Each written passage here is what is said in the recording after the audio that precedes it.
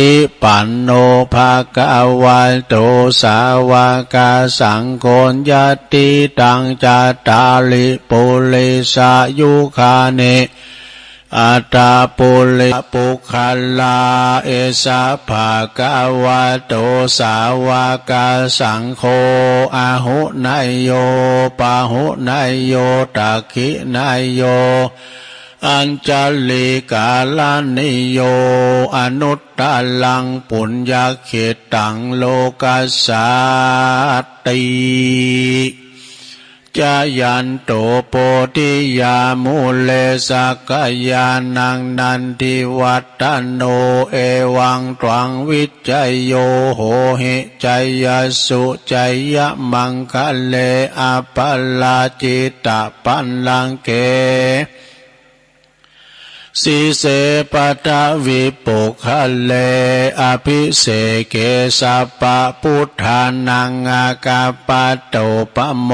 ทติสุนักตังสุมังกลังสุปปะตังสุโหติตังสุขันโนสุโมโหโตจะสุยิตังพรหมจาริสุปัฏขินังกายกัมมังวาจากัมมังปัฏขินังปัฏขินังมโนกัมมังปณิติเตปัฏขินาปัฏขินานิกาตวันนะละพันตาเถปัฏขิเนสัพพิติโยวิวัจจันตุสัพพะโลกโควินาศตุมาเตภวัตวันตะลายโยสุขีติกายุโกภวะอภิวาตานาสีลิสานิจังวุตตาปัจจายโนจัตตารโอธรรมาวาทันติอายุวันโนสุขังปะลังเอาแล้วศรัทธาญาติโยมต่างหลายดูลุงก็ปิ้นเก้าปิ้นโหนำสวดมนต์ไปปิ้นตีเรียบร้อยพุทธคุณธรรมคุณสังฆคุณขอคุณพระติตไลรัตนะผ่านเพวพระเกี่ยวเจ้าตั้งสามปากการจุงดลบันดาลมาปกป้องคุ้มครองรักษาวัดวาอารามคงเกี่ยวตั้งสามพระสงฆ์องค์สามเณรเจ้าอยู่กับวัดกับว่าขอให้มีสง่าราศีงอกงามไพบุญในพระพุทธศาสนาสืบทอดพระศาสนากันไปปิ้นโฉงไปเป็นเนิ่นนาบุญศรัทธาได้สักการะปูชากราบไหวเนาะพอลงแม่ลงพอออกไม่ออกก็เหมือนกันก็ขอให้มีสุขภาพพลานามัยสมบูรณ์แข็งแรงเนาะอยู่ดีมีสุขอายุมั่นขวัญยืนนะอย่าเจ็บอย่าจนเนาะเป็นหล่มโพหล่มไส้ของลูกของหลานโยเวลาลูกหลานตานเต่าเย่บ้าใจใส่บ้าถูกก่อนแนะนำสั่งสอนเขานะจี้แจงเขาได้ฟังปิ้นอย่างกันเขาฟังก็ดีนะกาโดมันเขาฟังเขาอ่ะ แต่แล้วแต่จิตใจไผมันแต่วันนี้ศรัทธาญาติโยมทั้งหลายเอามาปุบมาปะกันก็ตรงกับวันนี้เป็นวันที่21ของวันนี้วันพฤหัสบดีที่21ของเดือนเมษาเมษามี30วันก็จะไก่จะเสี่ยงเมษาทำแล้วนะก่อนอื่นจะอู่กันไปนะเดี๋ยวจะลืมแล้วมั้งตุลุงมาขี่อู่เนี่ยขี่ติดพันจะประกาศเนาะขอบคุณทางคืนสถานีวิทยุทุกขึ้นเครือข่ายที่เปิดหับสัญญาณรายการธรรมะภาคภาษาย่องเนาะในช่วงเวลาตั้งแต่ตี 3 ถึง 5 โมงวันนี้นะก็มีขอบคุณสถานีวิทยุเพื่อการศึกษาพระศาสนาและวัฒนธรรมวัดฝายหินตำบลสุดเต็บอำเภอเมืองเชียงใหม่ FM 104.50 เมกะเฮิรตซ์โดยเมตตาบารมีธรรมอาจารย์ท่านพระครูสมุวิสุทธิวัฒน์วรกิจโจก็ลิงสัญญาณองค์ขลุงในเมืองฟังตั้งแต่เพลงมาแล้วเนาะพดแปรแผ่วแม่แตงแม่ริมโบดไปแผ่วหลายดอยแผ่วปุ่นแจ่ห่มลำปางบันทีบันทาฟังได้หมดนะปิ้นคืนใหญ่เนอะ ขอบคุณทางสถานีวิทยุคณะสงฆ์อำเภอฝางตั้งอยู่ที่วัดพระบาทอุดมน้ำบ่อสาวาสำนักวิปัสสนาเด้อFM 100.25 เมกะเฮิรตซ์โดยเมตตาบารมีธรรมในพระเดชพระคุณหลวงพ่อท่านพระครูสุจิตานุรักษ์ด็อกเตอร์หลวงพ่อใหญ่เฮาเนอเจ้าคณะอำเภอฝางขอบคุณตุปีเจริญโชติธรรมโมแล้วก็ขอบคุณตุปีอามรเทพอุปสันโตอุเถินตุปีโจฟังกัน3อำเภอฝางแม่อายชัยประการเด้อนะขอบคุณสถานีวิทยุแดนดินถิ่นล้านนาตั้งอยู่ที่บ้านโฮงงัวตำบุญนำบ่อหลวงอำเภอสันป่าตอง FM 103.50 เมกะเฮิรตซ์โดยคุณรุจิสมบัติเงาคำลิงสัญญาณไปตุลุงสแตนบายไว้ตั้งหลังนี่ ขอบคุณสถานีวิทยุคลื่นธรรมะของชุมชนวัดห้วยตองซักตำบลขงเป้าอำเภอจอมทอง FM 98.75 เมกะเฮิรตซ์โดยเมตตาบารมีธรรมอาจารย์ท่านพระครูวาปีวรมานิตพระอาจารย์ชวลิชัยวังโสลิงสัญญาณโซนไต่ฟังกันตามสบายเดี๋ยวนี้ต่างเปลี่ยนแปลงดีมาในเพ่งซ้ำลดไปทั้งกึ่งนะตามปกติในตีสองได้ฟังเพลงแล้วบอดี้ตีสองกึ่งกันด้วย2 วัน 2 เจ้ามานี่ละนะเขาไปคุยมานี่เพลงบากเก่าแห่งความหลังเพลงดังในอดีตเนี่ยอุ่นใจว่าอีเมเขาได้ฟังอีปอเขาได้ฟังสัมเปิลแตดไปให้ครึ่งชั่วโมงนะมันไปยุ่งเบอร์นี้ กูเตือนตีสองได้ฟังเพลงแล้วเดี๋ยวนี้ตีสองกึ่งขอบคุณสถานีวิทยุเน็กเนลเรดิโอมนเสียงธรรมก่อนเนาะมนเสียงธรรมจากอำเภอแม่แจ่มวัดบุพาราม FM 106.25 เมกะเฮิรตซ์โดยเมตตาบารมีธรรมหลวงพ่อพระครูมงคลวิสิทธิ์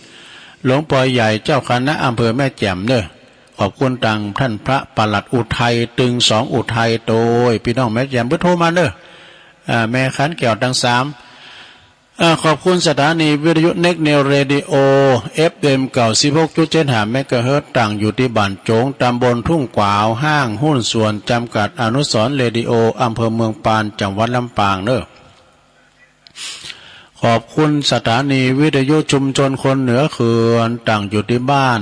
ดงดำอำเภอฮอดนะจังหวัดเชียงใหม่ FM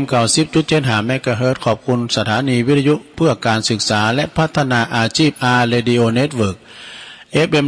103.00 เมกะเฮิรตซ์นะอำเภอเมืองจังหวัดลำปางคุณอนุพงษ์ตาจีนะสถานีที่9สุดท้ายสถานีวิทยุ R Radio Network FM 99.50 เมกะเฮิรตซ์วิทยาลัยเทคโนโลยีเพื่อการจัดการกฟผแม่เมาะลำปางแล้วก็ขอบคุณสถานีวิทยุวัดบุญญาวาสวิหารจังหวัดลำปางด้วยนะครับแล้วก็ขอบคุณสถานีวิทยุน่านฟ้าเรดิโอคุณลุงนิรันดร์ปันดอนตองน่านฟ้านี่ก็FM 100.25 เมกะเฮิรตซ์ลิงสัญญาณไปเป็นตีเรียบร้อยสถาญาติโยมทั้งหลายฟังกันไปนะ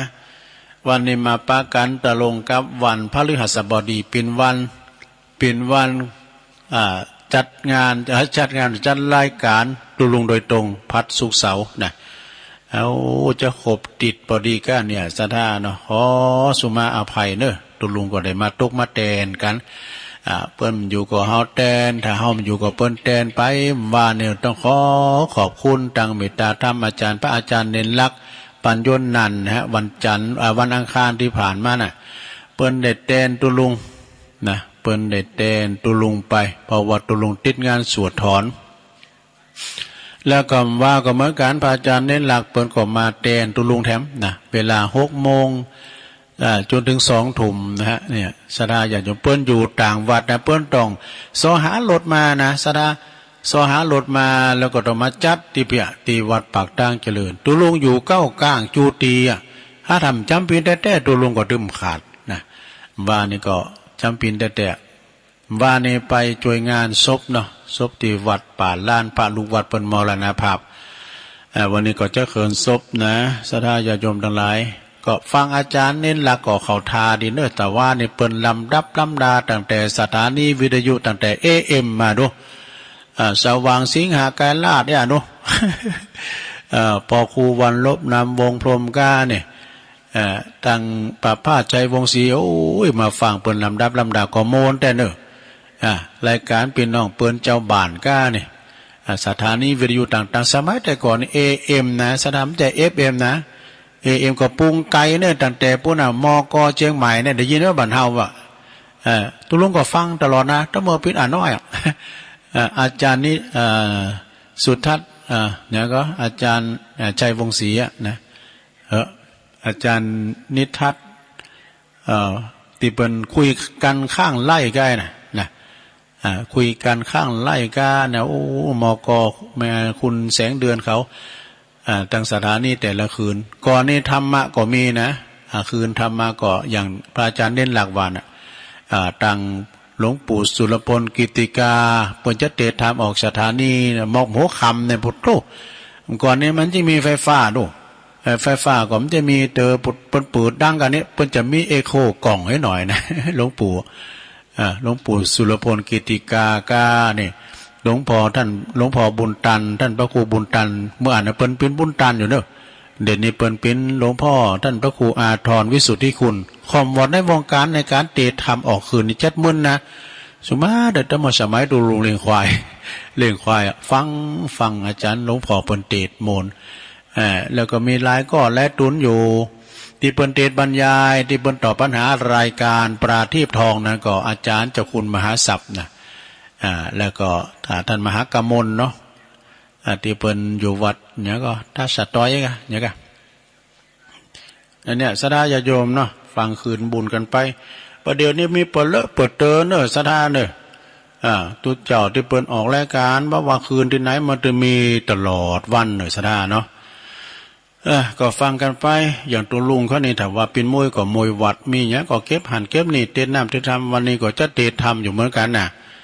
เต้นมรดกธรรมวันนี้จะเอาทำลูกพราหมณ์ตายเนี่ยเป็นจะได้ก็เดียวก็คอยมาฟังกันเอาขอคิดนะคติธรรมมาสักน้อยสัก10 ข้อเนาะสะท้าจะยาวอยู่ก็ให้ขอคิดคือเนี่ยอันนี้มันเคยว่าหรือว่าไปตังเวียงเป่าลองฟังกันนะทวนความจำหนึ่งความสันโดษในด้านปลายชีวิตนะจำนวนคุณครอบครัวของเฮาเนี่ยนะจะลดลงน้อยไปลดลงตลอดเวลานะคนรุ่นปอรุ่นแม่รุ่นปู่รุ่นยาตายายส่วนใหญ่นี่ก็พ้นจากนี้หายไปกันหมดคนที่อยู่ในวัยเฮานี่กับเฮานี่ก็จะเริ่มประสบปัญหาในการดูแลตนเองนะคุณรุ่นหลังรุ่นลูกรุ่นหลานนี่ก็เขาก็กำลังง่วนกับการงานชีวิตของเขาเนี่ยทำการงานในครอบครัวอยู่อยู่กับพวกเขาเขาก็ไม่ใครสนใจเฮานะกูชีวิตของเฮาเองก็อาจจะจากเฮาไปก่อนแล้วเรียกว่าเฮาก่อนกว่าเฮาโดยบ่ขาดหวังนี่นะดังนั้นนี่ศรัทธาญาติโยมทั้งหลายเฮาอาจจะถูกทิ้งไว้อยู่กับเวลาที่วางเปล่าคนเดียวก็เป็นได้นี่เพราะว่าเฮานี่ต้องเรียนรู้ที่จะอยู่คนเดียวหือได้เนอะหือเห็นโหเนี่ยเท่ามาดึงอยู่โดดเดียวแน่นอนซะนะไพ่จะมาผอก้อยดูเลยเขาก็ไปเยการของเขาเนาะเขาต้องปรับตัวของเขานะและยอมรับกับมันในความสันโดษนะในด้านบั้นปลายของชีวิตที่เขาต้องเกิดขึ้นแน่นอนซะนะบั้นปลายชีวิตของเขานะอันนี้ข้อ2เนาะข้อ2ก็สังคมจะเริ่มให้ความสำคัญกับเฮานี่น้อยลงเลยเนอะเมื่อวานในอดีตเฮาเคยยิ่งใหญ่หรือว่ามีชื่อเสียงมาขนาดไหนก็ตามปดต้มก่อนนี้เฮายังมีอำนาจเรื่องอำนาจยังอยู่ในตำแหน่งอยู่นะบุตรตั้งหมู่นั้นมาบุตรขนาดนั้นมาเฮาเซ็นนี่นะเนาะเซ็นแก๊กเดียวโอ้ขึ้นได้นั่นเต็มแห่งนะบุตรหมู่นึงมาบุตรนึงมาเดี๋ยวนี้ว่าวีแล้วเฮาหมดอำนาจแล้วนี่นะก็ความชราก็จะเปลี่ยนแปลงเฮาจะกลายเป็นเพียงชายชราแก่ๆหรือหญิงชราแก่ๆเท่านั้นเป็นธรรมดาเป็นคุณธรรมดาเท่านั้นเองเนี่ยสปอร์ตไล่ส่งที่โหตุลุงเข้าใจสปอร์ตไล่ก็จะยุดฉายมาตีเฮานะกุเตมันส่องมาตีเฮาเดี๋ยวมันจะยุดฉายมาตีเฮาก็จะต้องฮัดพอใจกับการยืนอยู่ในมุมห้องเนาะหรือว่าเงามืดอยู่อย่างเงียบเพียงคนเดียวเนี่ย อ้าวอยู่คนเดียวเหงาจังอันนั้นเพลงบุญโอเราจะต้องเรียนรู้นะที่จะยอมรับแล้วก็ยินดีกับสภาพที่หันอยู่ตรงหน้าโดยปราศจากการอิจฉาริษยาหรือขับแค้นใจใดๆทั้งสิ้นเนี่ยจะไปอิจฉาริษยาภายในโลกเนอะจะไปพยาบาทปองไล่ไผนะจงใส่ใจโตเก่าเฮานี่เนี่ยข้อที่สามโยมข้อที่สามถนนทุกสายเส้นทางที่เหลืออยู่เนี่ยจะเต็มไปด้วยอันตรายต่างๆคือถนนสายโรคภัยไข้เจ็บต่างๆมันจะมาลุมเราฮะนะพร้อมที่จะเกิดกับเฮาขึ้นในตลอดเวลาเส้นทางมีอย่างพองโรคเก่าเบาหวานไขมันความดันต่างๆนะเลือดสิ้นเลือดตีบตันก้านี่หรือว่าแตกหักสมองฝ่อนี่หัวใจติ่นพิษจังหวะไทรอยด์เป็นพิษดูอารมณ์เขาก็จะปรวนแปรการลงลืมหรือก็จะว่าจะเป็นสมองเสื่อมอัลไซเมอร์เนี่ยก็จะเกิดขึ้นกับเขาเนี่ยลงลืมลุงนานมึงข้ามเขาไปไหนโอ้จอพระกาศบ่เฮ้ยมันเปิ้นว่าอย่างหนึ่งเปิ้นว่าเตั้งแสะก็ไปตั้งสอนเนี่ยนะสิ่งเหล่านี้เขาจะต้องเห็นหูไว้ดีจะอยู่กับเขาความเจ็บป่วยนะหรือว่ายอมรับกับมันโดยดำเนินชีวิตด้วยกุศโลบายคือมีจิตใจและก็ความคิดเป็นบวกเนอะออกกำลังกายอย่างสม่ำเสมอต้องแลน่ะเตี้ยวเป็นว่าเดินวันละ30 หรือ 45 นาทีนะเป็นประจำบางพองนี่เปิ้นอายุ50 60 70เปิ้นยังปั่นจักรถีบได้นะปั่นจักรยานได้ควบคุมการกินอาหารเนาะคือถูกสุขลักษณะเมื่อก่อนนี่ปวดโถเฮามักเผ็ดเฮามักกิมมักสุ่มมักหวานก็ลดหล่อนผ่อนไปเนาะเผ็ดลำไปก็ไม่ได้นะลงไปกินเผ็ดไปกินจิ้มลำไปต่อไปเป็นข้อที่4นะลงเตรียมพร้อมสำหรับการใช้ชีวิตติดเตียงหานบ่โตสะดาเอ้ยตุลุงนี่เอ็นดูได้เปิ้นเดินเหินไปไหนมาไหนบ้านใดนอนติดต่างติดเต้งแต่ว่ารู้เปิ้นมีความกตัญญูไอ้เนาะเปิ้นเอาปอก็ดีแม่ก็ดีใส่ล่อเข็นอยู่ไปแอววัดแอวว่าไปพอเปิ้นยกยอดชัดนี่นะอย่าวันนั้นไปที่ปุ่นที่วัดใหม่พัฒนาเนี่ยโอ้แม่ยิงคนหนึ่งเปิ้นก็หนุ่มอยู่เปิ้นก็เอาแม่เปิ้นใส่รถมาแล้วก็เอาล่อเข็นนั่งอยู่หาเปิ้นพอเปิ้นยกยอฟ้ายกยอชัดปีติยินดีเนอะนะเนี่ยข้อที่4เตรียมสำหรับความติดเตียงแล้วก็เฮาจะต้องถูกดูแลคนอื่นเหมือนกับตอนที่เฮาเกิดนะก็จะแตกต่างกันคือเมื่อเฮาเกิดใหม่ๆนี่แม่พอดูแลเฮาด้วยความหักแล้วก็ความหักอย่างแก้วแก่นตาดวงใจนะพอก็ดูแลมื้อได้ตกได้ต้ำนังซักอย่างเปิ้นหักเฮาเตาหอยตีนต่อจอดแต่เมื่อไก่วันที่เฮาจะจากโลกไปนะเฮาก็บ่มีแม่แล้วแม่เฮาก็อยู่กับเฮาพ่อเฮาก็อยู่กับเฮาแต่เฮาอาจจะไม่ญาติใกล้ชิดมาดูแลหรืออาจจะเป็นพยาบาลกับเขาจ้างเพิ่นมาขอเฮาลูกหลานเขาบริการเฮาจะต้องยอมรับว่ามันไม่เหมือนกับการที่ว่าแม่ดูแลอย่างเมื่อเฮาแบเบาะเนาะเมื่อเฮาแบเบาะนะดังนั้นเนี่ยสถาจงฝึกอยู่นิ่งๆอยู่นิ่มๆนิ่งๆแปลว่านิ่มๆอยู่อย่าไปจู่จี้จุกจิกจะไปเป็นปุ๋ยเหล่งเนี่ยลงจะไปแซมจะไปสามคุณเฒ่าน้อยขี่สามนะพอตัวลุงเนี่ยสามคนโตเก่าเนี่ยฝึกว่านะอย่าเป็นคนจู้จี้จุกจิกอย่าเป็นคนขี้เบ็บขี้บ่นอย่าทำให้คนอื่นเขาลำบากนะอย่าเห็นลูกหลานเขาได้จังซะดาจงหูซึกพอใจในสิ่งที่เขาได้รับเป็นอยู่แม่เดี๋ยวมันอย่าไปยากการแกงไม่ในตู้เขาอยากก็กินเนี่ยมันน้ำอุบะโมนเนี่ยอีแก้วอีแก้วก็อุกไอ้แม่โมนเนี่ยแม่เอ้ยอยู่เฮิร์นเนี่ยไปเมืองไหนห้ามตู้ใส่แช่ไผแปลกหนามาไปอันหับเขา อันข่อยเอาเจ้าพระกาศไว้หั่นนะเอาจะอันแรงอันบึดอยากเข้ากับมากินได้แม่เนอะบึดแรงบึดอันรู้ก็จะมาแล้วโอ้โมนนี่กะเนอะนี่เอ็กซ์เอ็กซ์ตามเนี่ยเนาะเขาไม่หานะอยากกับมากินเนอะไปหมุนเนาะเอาข้อที่ห้าไปเลยทรัพย์สมบัติทรัพย์สินสลิงคานเงินทองที่มีอยู่หลีกเลี่ยงการนำไปลงทุนหน่อยลงเนอะไปลงทุนแต่แล้วไปยืมเด็ดขาดนะเพราะว่าเฮาหมดเวลาแสวงหาเงินทองทรัพย์สินกันได้นะแล้วมันหมดไปเนี่ยการเขายืมมันขำแล้วซะละอันแก้วเอ้ยยืมตังค์ให้แม่ไปมันได้มือมันมีเถอะอันหือนี่หือกะถึงจะหือดังนั้นผู้สูงวัยทุกคนจงมองชีวิตตามความเป็นจริงของมันนะพอใจในสิ่งที่ได้รับแล้วก็ยินดีกับสิ่งที่มีอยู่นี่ใจชีวิตหือสนุกสนานอย่างที่ยังทำไหลนะสะอย่าโยมทั้งหลายเนาะเอายาวอยู่นั่นลงเนอะอย่าไปแสดงเก่งกาจโอ้ประสบการณ์หนักต้องไปว่าเนาะอันนี้เอาไว้แต่อีกนะสะเนอะนะเพราะตุลุงจะเตะทำอยู่นี้แต่กะเตะทำวันนี้นะเจ้าภาพก็คือเจ้าภาพวันนี้ก็มีนะสะเนอะโอ้วันนั้นก็ปะกันในงานเนาะแม่ป้าบุญศรีปาน้อย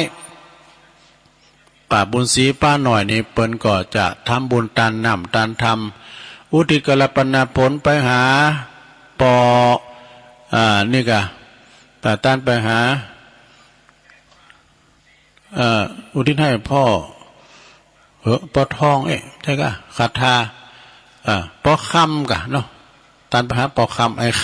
ำนี่ยังหนุ่มรถตุลุงกันเนาะเปิ้นก็เป็นคุณขับรถของอาจารย์สมหวังกาลยาโนพระครูกาลยานปราโมทนะก็ไอ้ค่ำเนี่ยเปิ้นไปส่งตุลุงไปฉีดยาเข็ม1เข็ม2ปุ๊บตีหงอย่างก็เนี่ยพอมชนะไปส่งตุลุงกับตุปีพดนะเอาก็เปิ้นได้เสียงบุญไป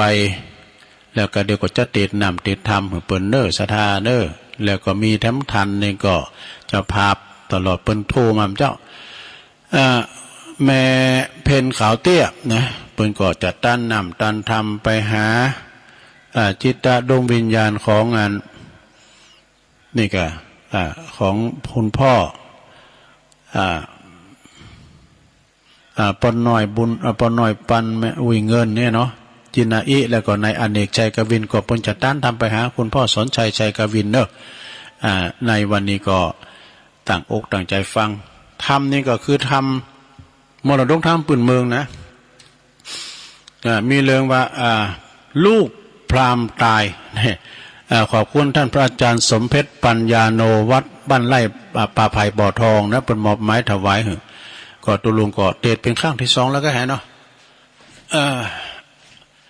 อาจจะได้เตดน้ำเตดทำเป็นลำดับต่อไป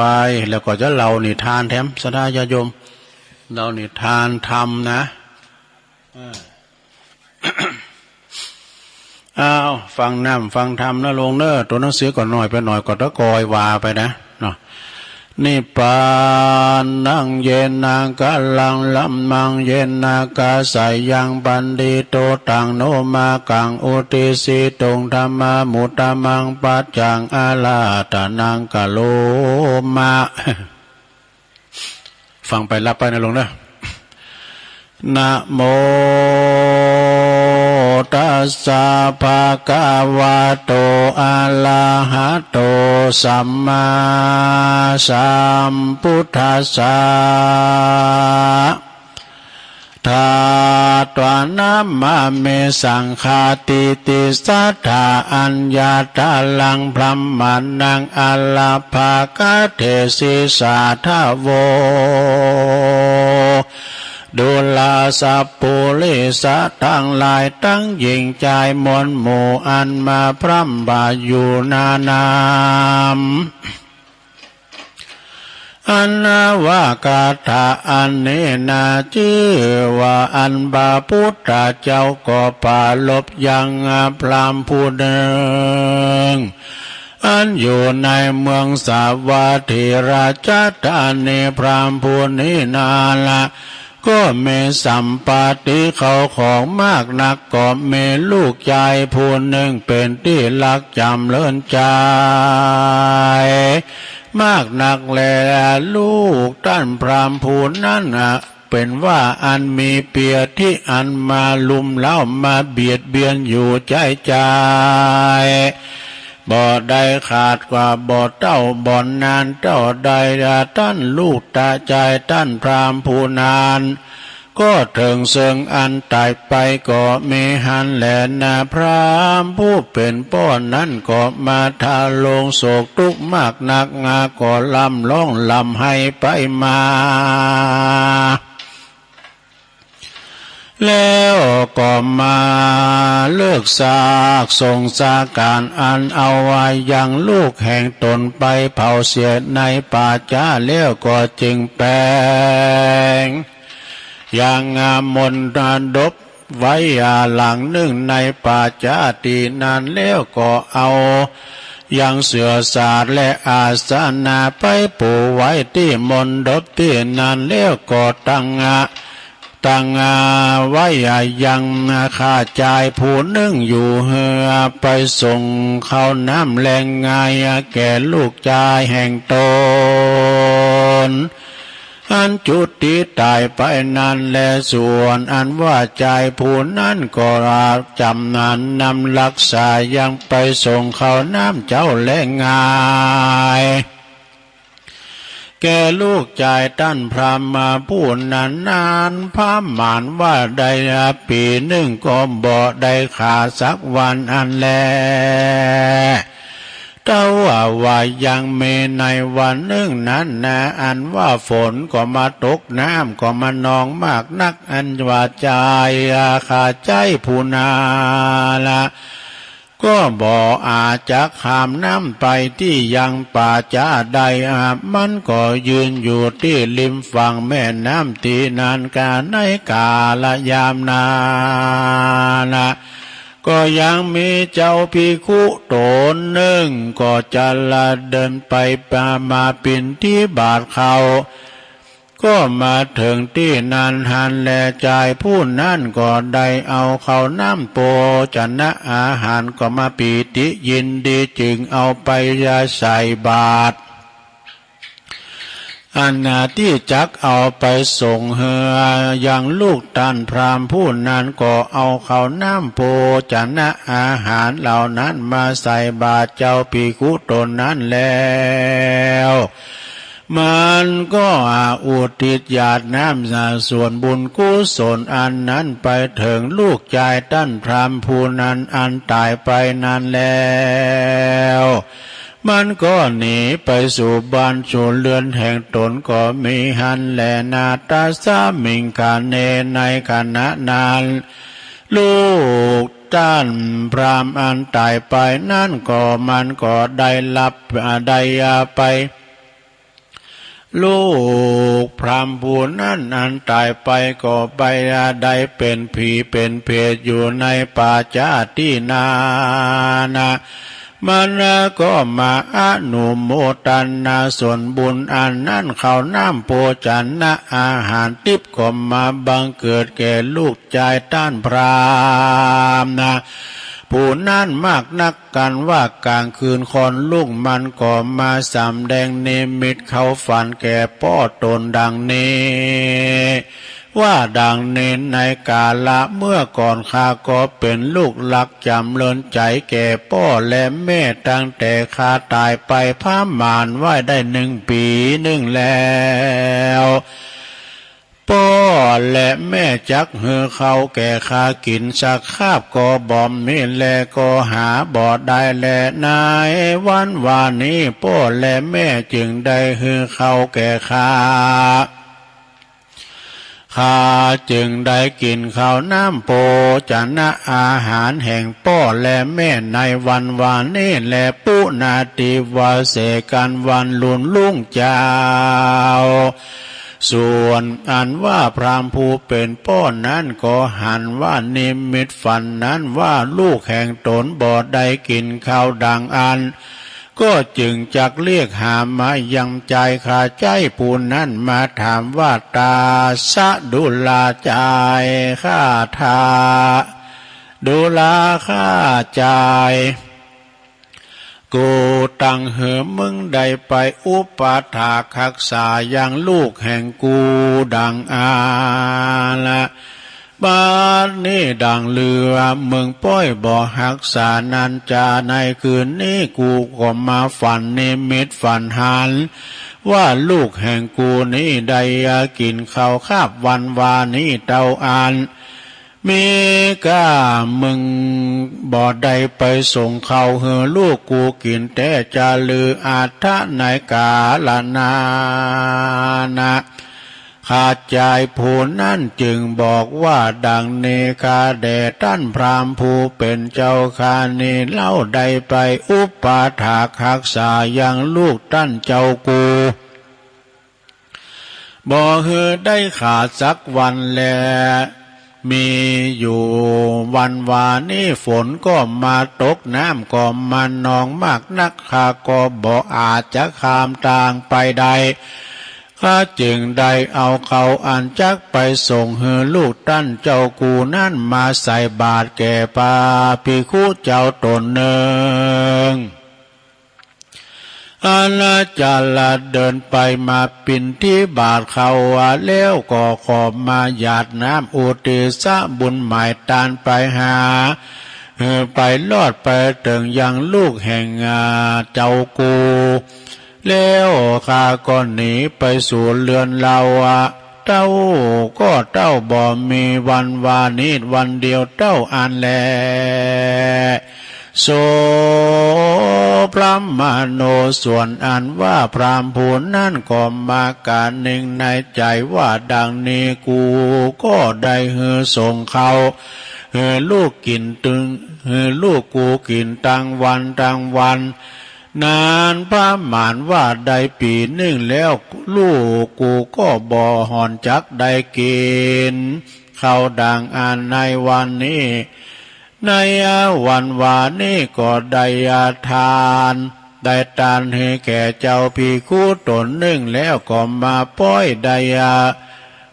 ป้อยมาเขากำฝันแห่งกูว่าได้กินข้าวแต่คาบวันวานี้เต้าอาน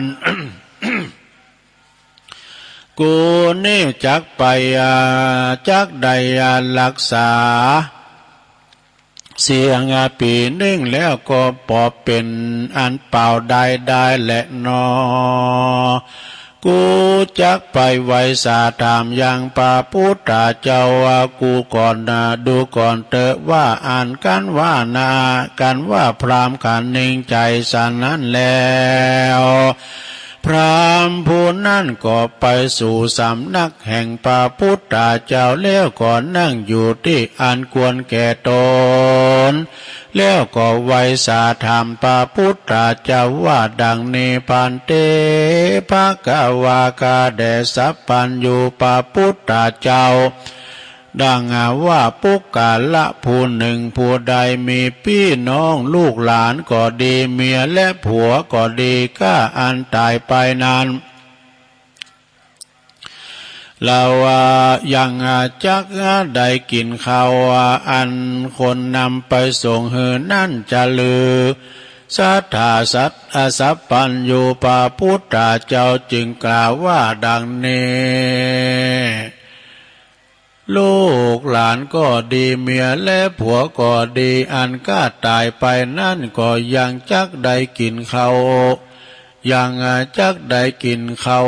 อันคนนำไปส่งนั้นจะลือสัทธาสัพพันอยู่พระพุทธเจ้าจึงกล่าวว่าดังนี้พระมณะดูลาท่านพราหมณ์แม้นว่าจักอุปถากส่งเขานานได้ปีหนึ่งดังอันก็ดีก็บ่เป็นคุณแก่เขาผูงอันตายไปนั่นแหละมักว่าการใครเฮือเป็นบุญเป็นคุณ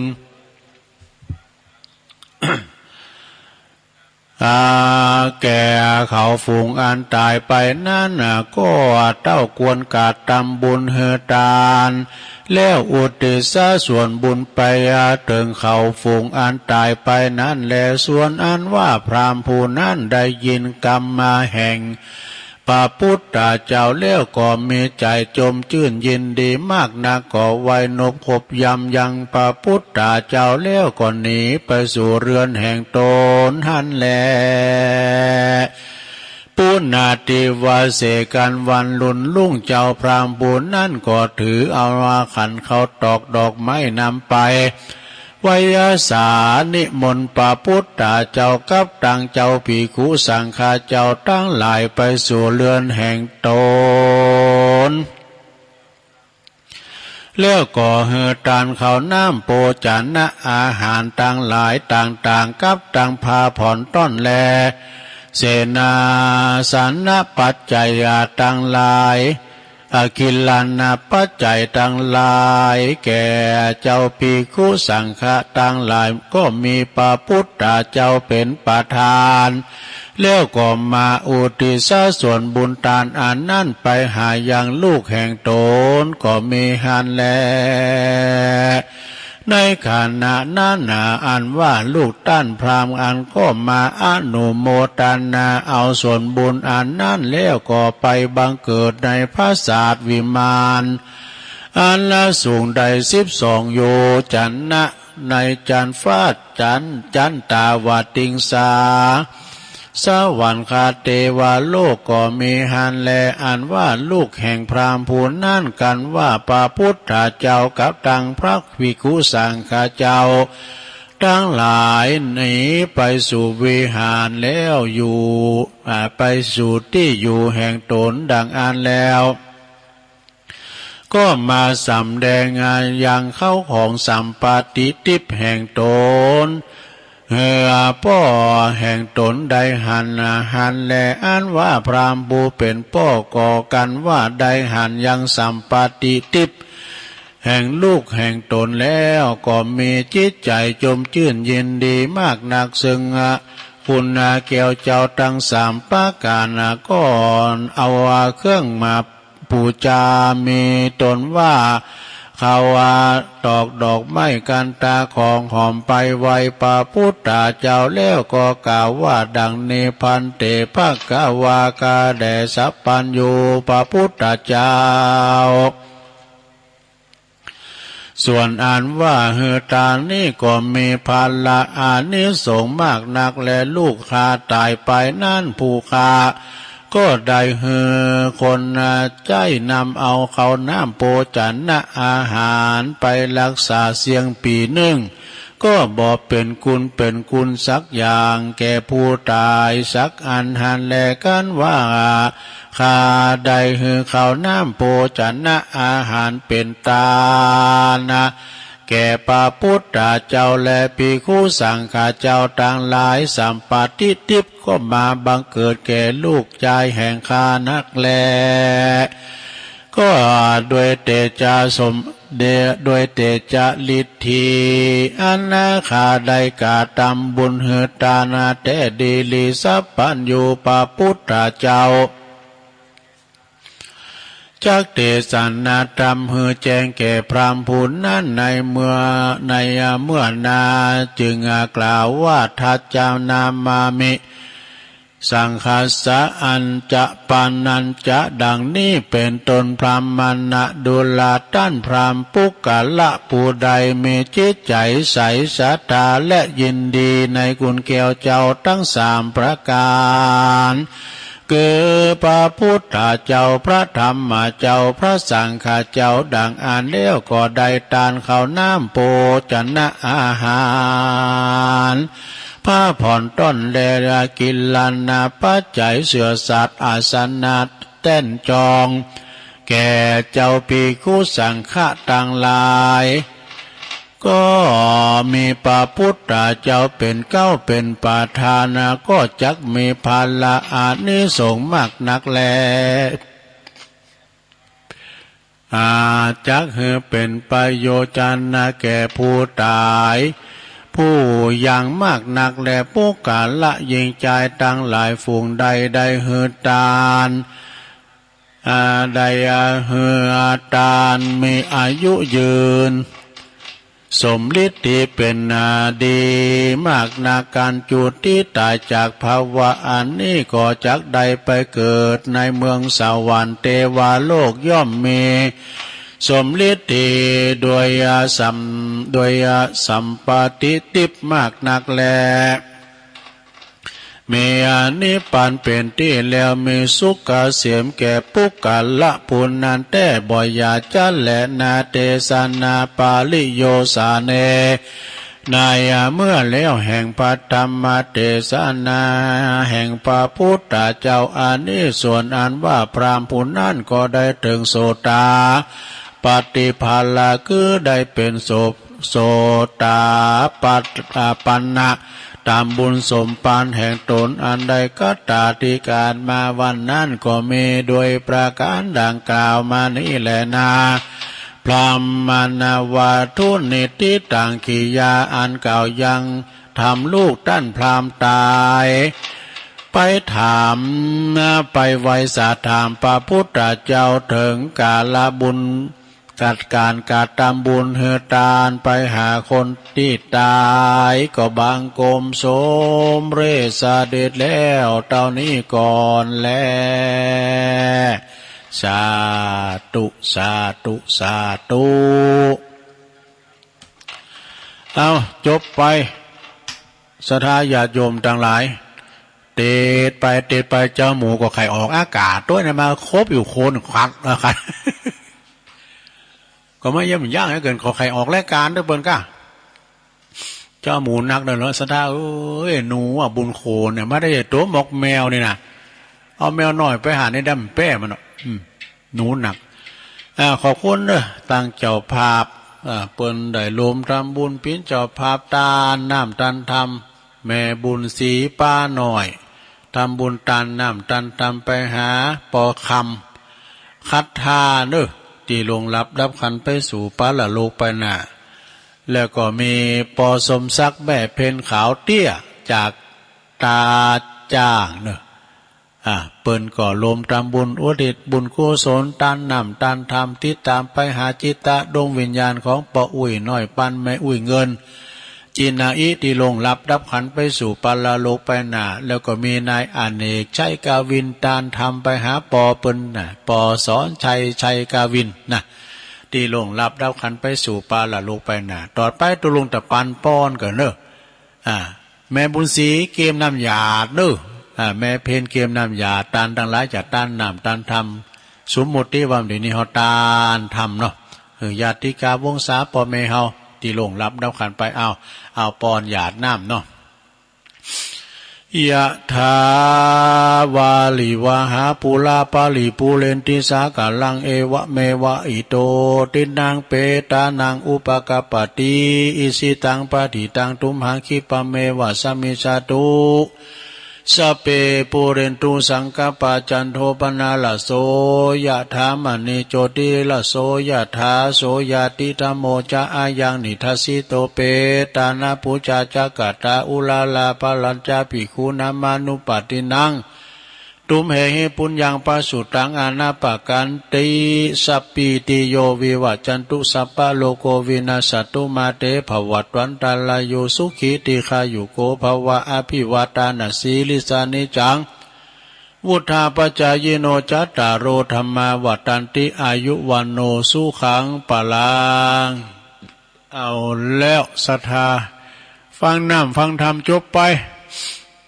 แถมบุตรตุลุงก็สอกันบ้านมาทำแถม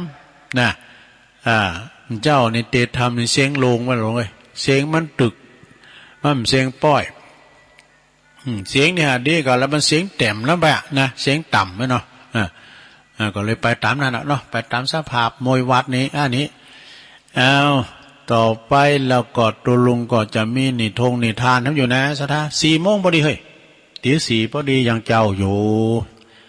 ใจเย็นหับศีลหับปอนไปแล้วนะอันนี้เป็นหยังนี่ทงนี่ทานสาดกนะลงเนอะ นิทงนิทานชาดกอันนี้เสนอในท้องเรื่องอันนั้นเป็นลิเกเนาะเรื่องพระติสสะผู้มุ่งเจริญธรรมนี่เจริญธรรมพิจารณาลองฟังกันนะลองเนอะเมื่อว่าพระพุทธเจ้านะตรัสว่าอีกยังแถมสี่เดินไปต่างหน้านี่นะเฮาจักปรินิพพานนะพระภิกษุทั้งหลายแล้วก็ปุถุชนทั้งหลายที่อยู่ใกล้ชิดกับพระพุทธเจ้าก็ปากันปิ้นตุกปิ้นห้อนนะมีความเดือดร้อนถามว่าพระพุทธเจ้าไปสู่นิพพานไปแล้วจะปิ้นจะได้นะเนาะอาณาสงฆ์เขาจะปิ้นจะได้ประชุมปรึกษาหารือกันว่าอยู่กันเป็นหมู่เนี่ยปรึกษาหารือกันอยู่เป็นหมู่ว่าเฮานี่จะต้องทำอย่างได้จ้าส่วนพัทธิสะนี่ก็ได้คิดว่าเมื่อพระพุทธเจ้าของเฮาทรงพระชนอยู่นี่นะเปิ้นยังเข้าสู่นิพพานเด้อเฮาควรที่จะได้เฮาควรที่จะได้พระอรหันตาก่อนที่เปิ้นจะสิ้นบุญนี่นะเนาะคิดดังนั้นแล้วก็ตั้งใจเจริญธรรมนะอยู่แต่ตนเดียวองค์เดียวบ่ไปมาหาสู่ไผนำคือสู่ลูกหาไผก็ปั่มเป้งปะละมีธรรมดิกๆเนี่ยพระภิกษุทั้งหลายก็ว่าไปกราบทูลพระพุทธเจ้าหาว่าพระติสสะนี่นะพระติสสะนี่บ่จงหลักภักดีต่อพระพุทธเจ้าเปิ้นเจ็บป่วยเมื่อไข้เปิ้นอาพาธก็มายืมมาใจนี่น่ะพระพุทธเจ้าจึงตรัสสั่งให้พระติสสะเข้ามาเฝ้าแล้วไปหือแต่พระติสสะก็เลยพระพุทธเจ้าก็เลยตรัสถามว่าเป็นเหตุใดทำไมถึงเป็นอย่างนั้นนี่นะเมื่อพระติสสะกราบทูลความประสงค์ของตนจึงตรัสว่าดีแล้วสาธุแปลว่าดีแล้วติสสะท่านทำดีแล้วนี่นะผู้ใดมีความหักเฮาจงเป็นเหมือนพระติสสะเด้อจงเป็นเหมือนอย่างพระติสสะผู้ตีปูชาเฮาโดยดอกไม้ของหอมเป็นต้นนะบาปประเสริฐเท่ากับปูชาเฮาพระตถาคตโดยการกระทำตามคำสั่งคำสอนของเฮานะผู้ที่ดื่มรสแห่งความสงัดจากเปินฝูงและมาดื่มรสแห่งความสงบกิเลสทั้งหลายแล้วยอมมีความบ่มีความกะวนกะวายเนี่ยมีแต่ความสบายใจดังนี้เมื่อว่ากล่าวปาลบจบลงแล้วพระติสสะก็ได้สำเร็จเป็นพระอรหันตาเนี่ยเรื่องนี้เปิ้นจี้หานว่าผู้ที่ฮักนะผู้ได้ที่ฮักปอฮักแม่เปิ้นว่าผู้ที่รักมารดาบิดาครูบาอาจารย์ควรที่จะหาความหูใส่ตัวเก่าเนี่ยหาอนาคตใส่ตัวเก่าหือดีใส่ตัวเก่าติมนะหาพยาปัญญาหือตัวเก่าติมจึงจักได้ตอบแทนบุญคุณของบิดามารดาเนอะครูบาอาจารย์ในภายหลังสมกับความหักนับถือของตนเนี่ยถ้าเฮามีวิชาแล้วเนี่ยพอเฮาแก่เฒ่าได้ทำงานในของในออฟฟิศเนาะแต่เงินดาวก็โดยว่าปารมีปอแม่ได้สูงหามสูงเฮนเนี่ยก็จะไม่ละไม่ลืมปอแม่เด้อบางพองเนี่ยเฮนสุดยอดข้ามฝั่งไปแล้วไปตกลูกตกโผตกลูกตกเมแล้วก็ลืมปอลืมแม่ลืมสองเถ่าไปเฮนะเนี่ยพระเจ้าคินเนอะจะไปลืมได้กินเงินดาวบางพองนี่ได้กินเงินเดือนแรกนะเอาสักบาทอายุคือพ่อแม่ก่อนเนี่ยเหมือนกับเปิ้นตีเข่ามาใหม่ๆนะหามือจันทร์วันดีกันเนอะที่จะไปตีเข่าแล้วก็จะไปสีเข่าได้เข้าข้างแรกมันกินได้ด้วยตาลเข่าใหม่ให้ก่อนเนี่ยไปตาลเข่าใหม่ก่อนแม่พี่ญาติเนาะแล้วนักสถาธรรมเรื่องนึงนะเรื่องนี้ก็ยาวอยู่พอสมควรพระอินทร์ลงมาปฏิบัติพระพุทธเจ้านี่มีพญามารเหมือนกันนะอันนี้เป็นพญาอินทร์พระอินทร์ลงเสด็จลงมาปฏิบัติพระพุทธเจ้าสุมาเดมาพระพุทธเจ้าเปิ้นอาพาธเนาะเปิ้นก็มาโปขี่โปเยียวไว้กับลูกปูนอนเนี่ยประมาณนั้นนะคือเมื่อพระพุทธเจ้าทรงปรงอายุสังขารแล้วนะก็เกิดลุงพระโลหิตนะก็คือลุงเปิ้นสุมาลุเลิศนี่นะเนาะลงพระโลหิต พระอินทร์ทรงทราบดังนั้นแล้วก็เสด็จลุจากสวรรค์เข้าไปเฝ้าถวายบังคมแล้วก็ทรงบีบโนดว่าพระบาทของพระพุทธเจ้าคือบีบตีนบีบแข้งบีบขาอย่างนั้นเนาะพระพุทธเจ้าตรัสถามว่านี่ไผน่ะนี่ไผนี่ใครพระอินทร์ก็ตอบว่าข้าพระองค์นี่เป็นพระอินทร์เนอะพระพุทธเจ้าก็ตรัสถามว่ามาทำไมเนี่ยนะมาทำไมวะเพื่อก็ทูลตอบว่า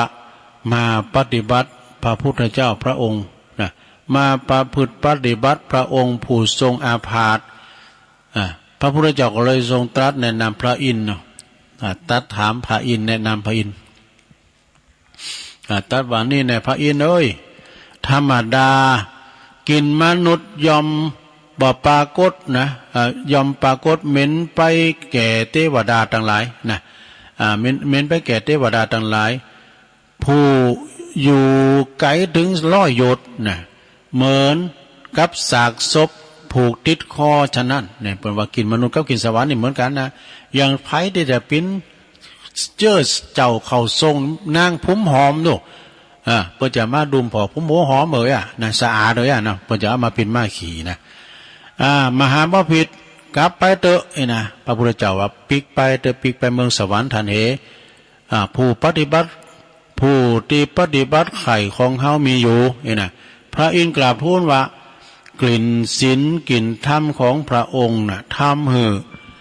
ข้าพเจ้าลงมาปฏิบัติพระองค์ได้นะแล้วก็ฮับใจพระพุทธเจ้าแล้วก็พระพุทธเจ้าก็ทูลนะได้ทูลเป็นว่าภาชนะหมายความมาล่างก๊อกหมากกระโถนพระพุทธเจ้าประมาณนั้นนะไปเทไปทิ้งแต่ลำพังพระองค์เดียวนะผู้บ่หืออื่นเกี่ยวข้องในบ่ได้ต้องมีคุณปฏิบัติรักษาอุปถากนะปฏิบัติจนพระพุทธเจ้าทรงสบายดีแล้วนะข้าพเจ้าจึงจะเสด็จกลับขึ้นไปสวรรค์เลยนะพระภิกษุทั้งหลายก็มาสนทนากันว่าพระอินทร์จงรักภักดีพระพุทธเจ้ามากถึงปานนั่นกะมีความจงรักภักดีต่อพระพุทธเจ้ามากจนถึงกับทิ้งสมบัติดิบนะทิ้งทิพสมบัติลงจากสวรรค์มาเทภาชนะคือถ่ายนักถ่ายเบาที่พระพุทธเจ้าไปล่างก๊อกมากระโถนเนี่ยกะอย่างบ่มีความรังเกียจเลยนะพระพุทธเจ้าทรงทราบดังจึงทรงเล่าหือพระอินทร์ที่ไก่จะจุติแล้วเนาะมาลงมาฟังธรรมของพระพุทธเจ้าได้สำเร็จเป็นพระโสดาบันเนี่ยพอจุติแล้วกลับไปเกิดก็คือหมายความว่าอินทร์กลับไปเกิดเป็นพระอินทร์อีกทันทีก็ได้เป็นพระอินทร์อย่างเก่าเนอะทรงเล่าจบแล้วจึงตรัสว่าการตีพระอินทร์มีความภักดีต่อเฮานี่ก็บัณฑาอัศจรรย์อย่างเลยเพราะว่าเฮาเนี่ยมีคุณแก่พระอินทร์มากมายการที่หันพระอินทร์ก็ดีการที่อยู่รวมกับพระอินทร์ก็ดีก็เป็นสุขดีทางนั้นนะเป็นสุขดีทางนั้นการที่อยู่รวมกับคุณพาลนี่เป็นทุกข์ทางนั้นเนี่ยสถานเนอะอยู่กับคุณพาลนี่มันจะโจไปเฮาไปจีไปป่นก็ไปทำลายเพิ่นก็นะจึงควรจะหลีกเว้นคนพาลเนี่ยคบแต่เป็นสัตบุรุษก็คือผู้ที่สงบสมณะนี่จึงจะเป็นการดีดังนี้นะเรื่องนี้เปิ้นก็จี้ฮู้ว่าหึงหันว่าผู้ที่ทำดีเต็มนะผู้ที่ทำดีเต็มที่นะยอมได้ยอมมีผู้ยินดีรับใจกระทั่งถึงเทวดาก็ยินดีมาหับใจดังนี้จบสระ อันนี้เป็นนิทานธรรมนะสระญาติโยมทั้งหลายนิทานธรรมเอามาเราสู่จูกันฟังนะพี่น้องยังมีทำอยู่นะสระเวลาตุลุงเปิดเรื่องอย่างนะกันเดียวนะรายการตุลุงโดยตรงในวันนี้นะพัดสุกเสาร์อันนี้ก็ขอเล่าเรื่องอานิสงส์ผลบุญนี่อันนี้เป็นนิทานเจ้านี่เป็นนิทานชาดกธรรมนิยายของอาจารย์ท่านพระมหาสมชาติชาตปัญโยเปิ้นมอบหมายถวายให้ตุลุงอันนี้ทำริมเลยเนอะอันนี้ก็ คือเป็นอมตะนิทานชาดก500 เรื่องบุรุษ500 เรื่องกันนะหลวงนะได้รับความเมตตาถวายโดยท่านพระอาจารย์ตุปิเลินเจริญโชติธรรมโมนะฝังบุญอ้าวเราหลินทานแถมเรื่องหนึ่งก็เดี๋ยวจะประกาศข่าวสารงานบุญนะญาติโยมกุมาละเพราะว่ากุมมาสะปินทิทะชาดกนะหรือว่าวงเล็บอานิสงส์ผลบุญณเชตวันมหาวิหารพระพุทธเจ้าตรัสชาดกเรื่องนี้เปิดสอนว่าการหือทานทำทานเนี่ยแก่ผู้มีศีลเนี่ยได้บุญหนักเนอะนะดังมีนางมาริกาได้เป็นมเหสีพระเจ้าโกศลเพราะผลบุญที่ได้ถวายนะถวายต้านองค์พระตถาคตดังนี้อันนี้เรื่องนี้มีใจความว่าอย่างอี้เด้อศรัทธาเนอะเดี๋ยวเปลี่ยนเว้นตาก่อนตัวหนังสือมันแข็งหน่อยไปหน่อยเอาเบอร์300เขาใส่หันเป่งลึ่งเอาในอดีตพระตถาคตของเฮานี่เกิดมาในตระกูลคนทุกไร่เข็นใจคุณอยากจนเนอะนะคนอยากจนอาศัยการหาบจ้างเล่งชีไปถึงวันบกดินสินต่อไปว่าประมาณนั้นนะ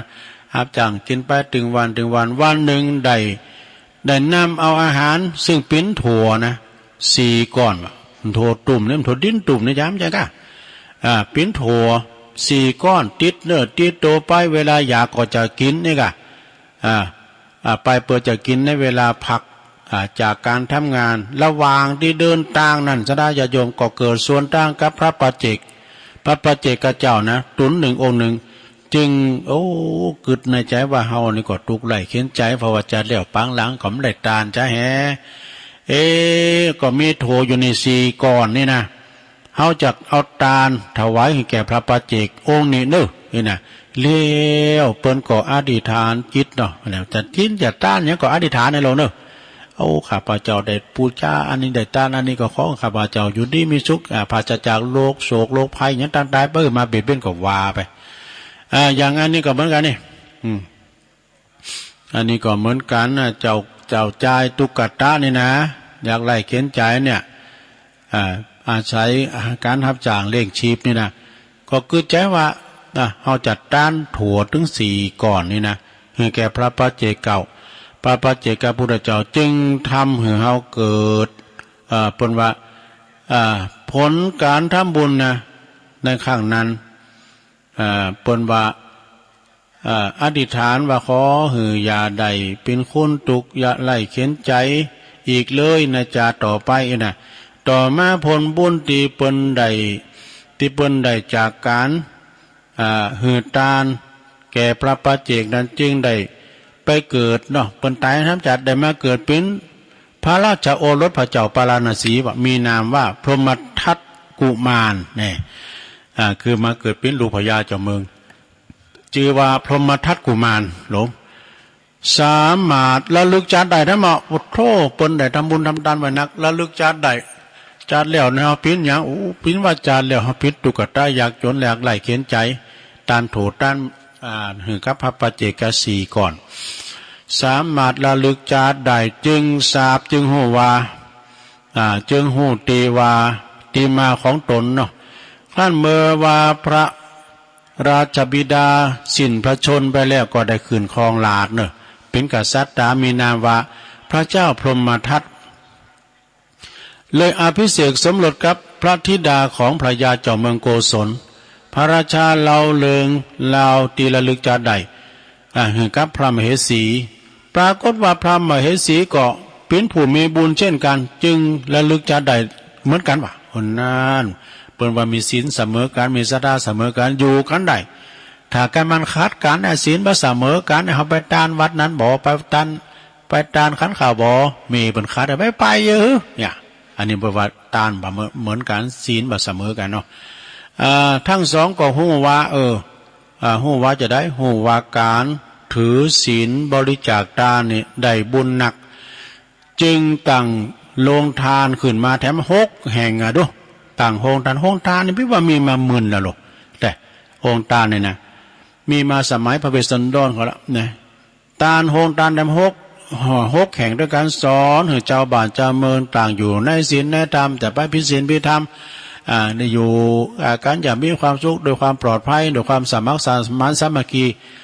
สอนเจ้าบ้านเจ้าเมืองก็มีผู้โจรผู้ร้ายอย่างสักอย่างนะทำมาอาชีพสัมมาอาชีวกันเลี้ยงชีพโดยอาชีพชอบช่วยกันเป็นสมัครสามัคคี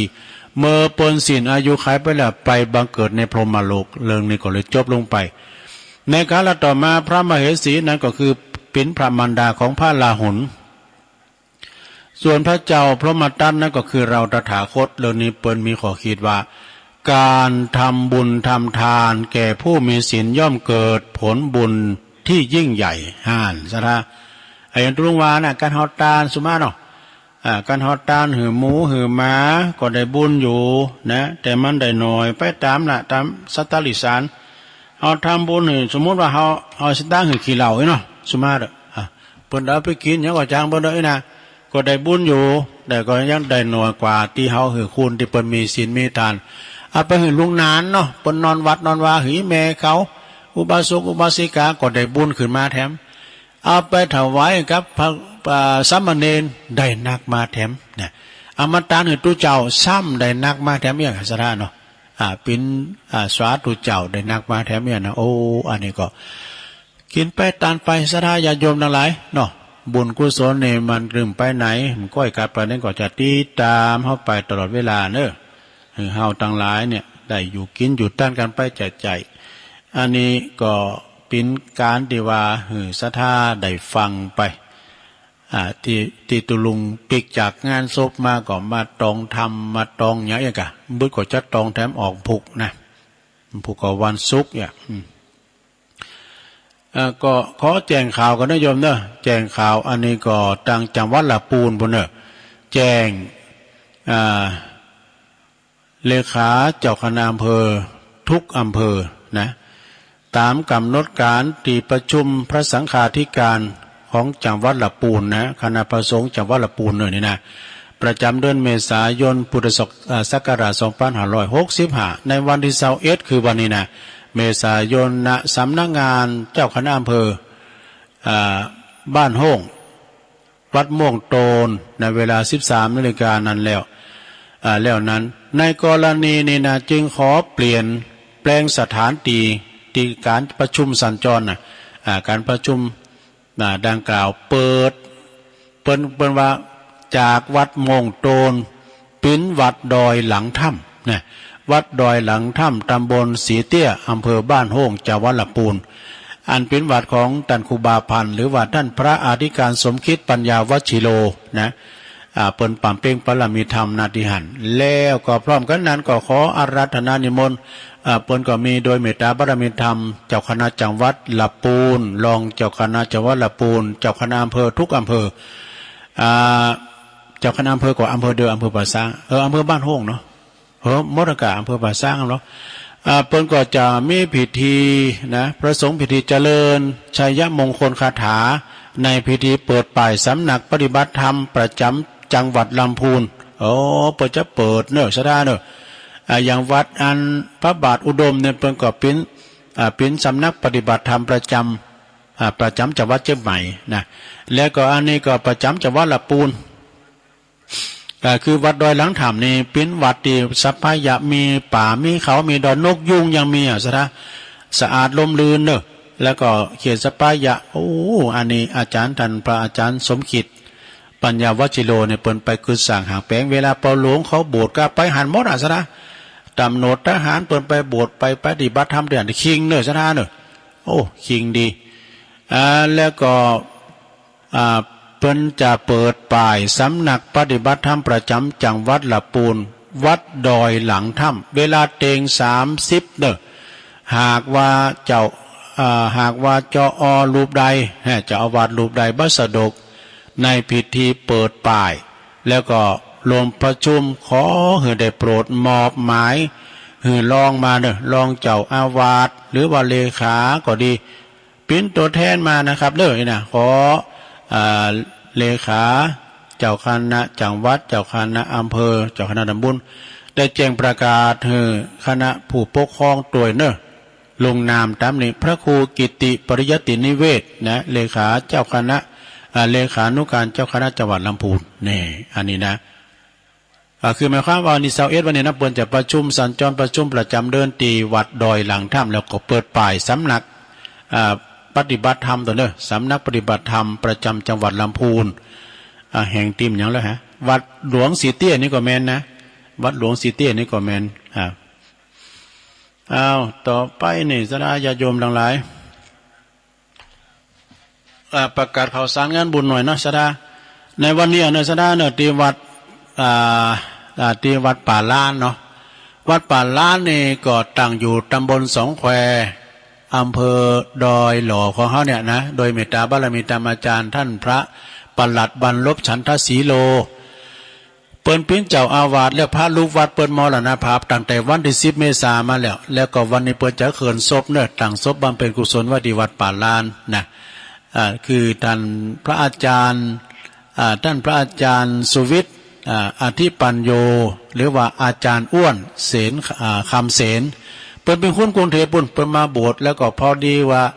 อ้ายของเปิ้นโยมอ้ายของเปิ้นเนี่ยอ้ายเก่าเปิ้นนะเปิ้นเอากฐินผ้าป่ามาอยู่เนืองๆนะที่วัดนี่แล้วก็อ้ายของพระอาจารย์สวิทย์เนี่ยก็เป็นสาธุเจ้าแถมตัวนึงนะเปิ้นอยู่วัดปุ่นบางแคก็เราเป็นนักเทศเด้อคือแล้วเปิ้นมาอุจัดเดียจัดเน็ดนะดังนั้นวันนี้เนี่ยที่วัดดอยวัดอันป่าล้านนะสดาเนอะเปิ้นก็จะเขินศพวันนี้นะเดี๋ยวตุลุงก็ชันเจ้าแล้วก็จะต้องไปจอยเปิ้นไปจูงศพเนาะสีเดียวกันเปิ้นโบสถ์มาเปิ้นอายุหนุ่มอย่าลงอายุได้อายุได้อยู่46 ปีพรรษาหนึ่งก็ได้นะพรรษาหนึ่งก็ได้นะดาวองค์ขึ้นแล้วก็คุณมาหลายพี่น้องสะท้ามขึ้นแล้วนี่ก็มีหลวงพ่อเจ้าคณะอำเภอปิ่นองค์เทศ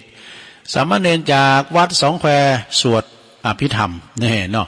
วันนี้ก็เชิญเนี่ยขอเล่นเชิญพี่น้องละแวกไก่เคงเนาะไปรวมทำบุญในงานประชุมเพลิงศพในครั้งนี้ด้วยนะท่านพระอาจารย์สุวิทย์อธิปัญโยตุปีโอนเสนคำเสนเนาะเอางานต่อไปวันที่22พรุ่งนี้เหมือนกันเนอะ22 เมษายนวันพรุ่งนี้เวลา 9 โมงก็ขอเชิญรวมทำบุญอายุวัฒนมงคลนะสืบชะตาหลวงแบบล้านนาโดยของท่านพระอาจารย์ประสบโชควิสุทธิธารีตุปี1เนี่ยเจริญอายุมาได้35 พรรษา14แล้วก็เป็นเจ้าอาวาสวัดกูงูลื